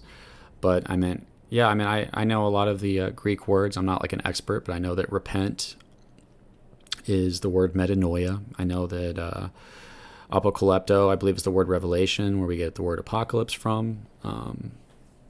So I have looked at the original language, and every time that I go and I'm like trying to figure out, was this properly translated? Like 90-something% of the time, it was correctly translated.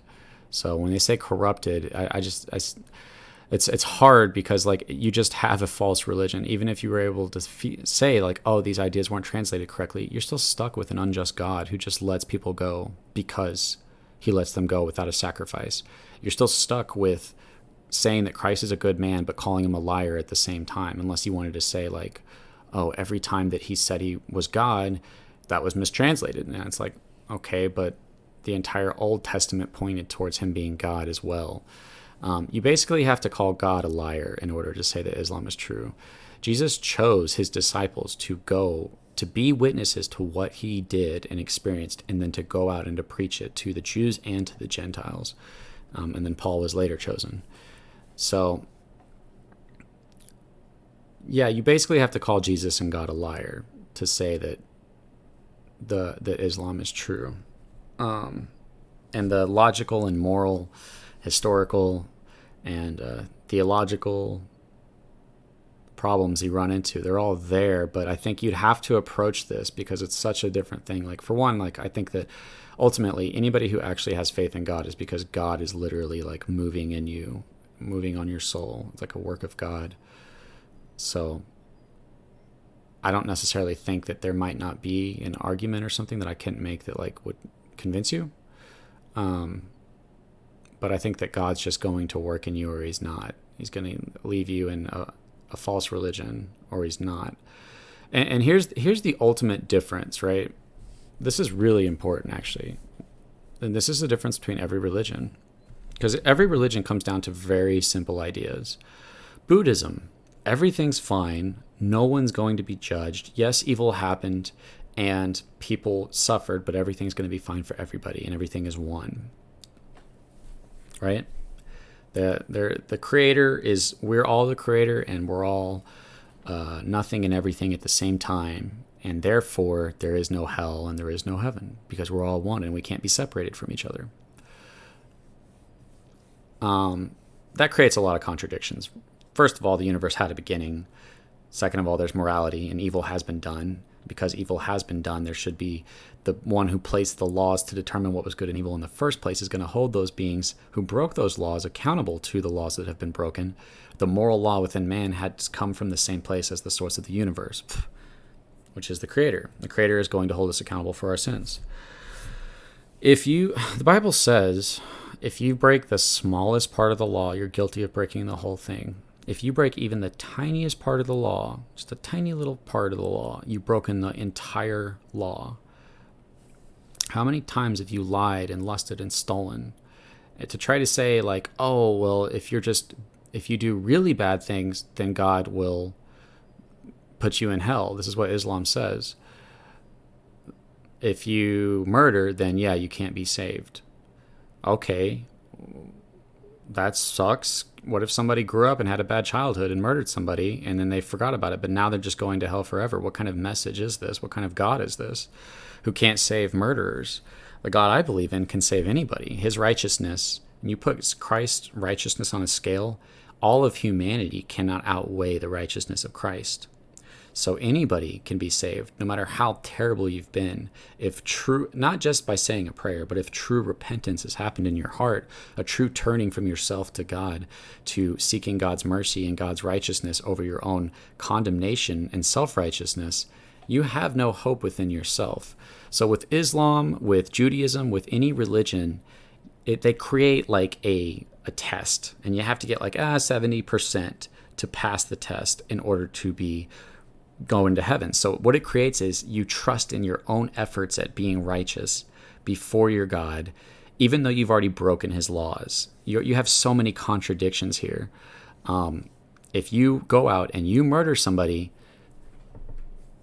even if you stop murdering somebody, right? Let's say you never murder somebody for 20, 30 years, and they find the DNA evidence and they're able to track you down because technology developed. They don't say, oh, did you murder anybody else? Oh, you didn't? Oh, okay, you're good. They say, no, you murdered somebody, and if we are going to do our jobs and hold you accountable for the evil you've done, we must put you in jail. We must lock you up. So not breaking a law does not make you not guilty of breaking that law. And if you look at the laws of man, we've broken every single law. We've all had unbelief in God. We've all been hateful towards God. We've all lied, we've all lusted, we've all hated, we've all, it says don't commit adultery. Have you ever lusted after somebody else's partner? I'm sure everybody's done that. Have no other gods before me. We've put everything before God. So when you start to talk about Islam or any religion, you instantly get into moral contradictions of God. Either God has to throw us all in hell. That's the only way your religion could possibly be true, as if God's just throwing us all in hell. But once again, that would leave you with, is that really what God is? Does reality demonstrate that it desires mercy over justice? I believe it does. I think that the fact that that tornadoes don't instantly spin up and just take out every single house in America demonstrates that the creator of this existence desires mercy and repentance over judgment, and he allows a long time before he executes judgment on people. This is not demonstrated in Islam. There's like I said, there's just so many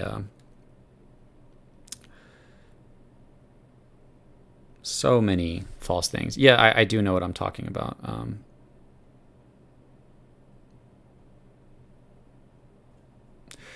Concept of hell is not eternal. Yeah, but the concept of God is off right there. No matter what, everything I just said is a contradiction for Islam. And the only way for you to realize that would be for you to realize that you're wrong. And the only way for you to realize that you're wrong would be to even think that you might possibly could be wrong. And that is just such a hard thing for religion. It's something that you feel is so deeply connected to reality. To think that you might have believed the scriptures wrong, that you might have misunderstood God wrong. So if you can provide me a logical, something that explains mercy and judgment and salvation and righteousness and morality, like, to me, all these things line up. They fit perfectly with the fabric of reality. They fit perfectly, not because I'm forcing them to either.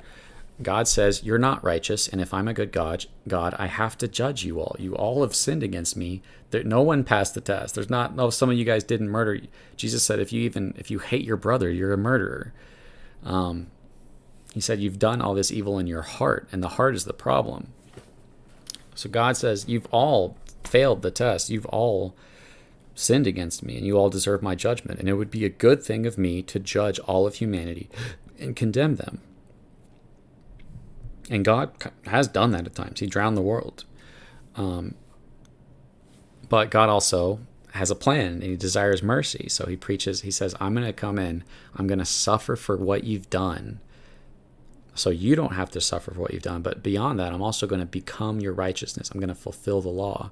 When Christ was here, he fulfilled the law perfectly. He became a human sacrifice for what we have actually done wrong in our bodies so that we can be reconciled to God. And through this act, God now has beings that can worship him for the greatest act of love that has ever been done.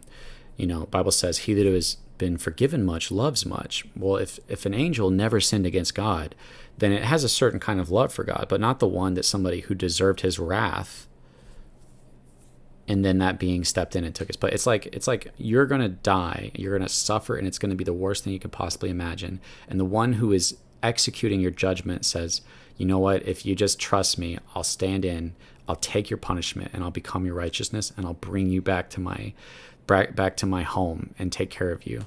Like, that's literally what God is doing. But because humanity is so lost and so selfish, like, we're literally lost in our thoughts because the truth is not in us. Like, God literally has to seek us out. He seeks out his sheep, and he says, you're mine, and he puts the truth in your heart, and you wake up to what you are and who he is and his judgment and the fact that you need his mercy. And then you eventually have this moment of actually clinging to Christ and his righteousness, because you know that your righteousness condemns you before God. And that's what separates Islam or any other religion before Christianity, is that you have to trust in your own righteousness and your own efforts at doing what you think, at doing the law to be right before God, who, if that God is a just God, would have to condemn you anyways because you've already broken that law. It's so illogical. So yes, Christianity is the true religion, and you're the one that needs to wake up from that false religion. Anyways, guys, I hope you guys have a great day. I'm going to go be responsible, go work out, and go try to do some stuff that I need to do. But thanks for hanging out. Anybody who stuck around this long, I hope you guys have a great day. And feel free to reach out to me anytime on my Discord or Twitter or wherever if you want to talk about something, whether it's you're struggling with something or there's anything you want to talk about. Reach out to me. And hope you guys have a great day. I'll see you guys later.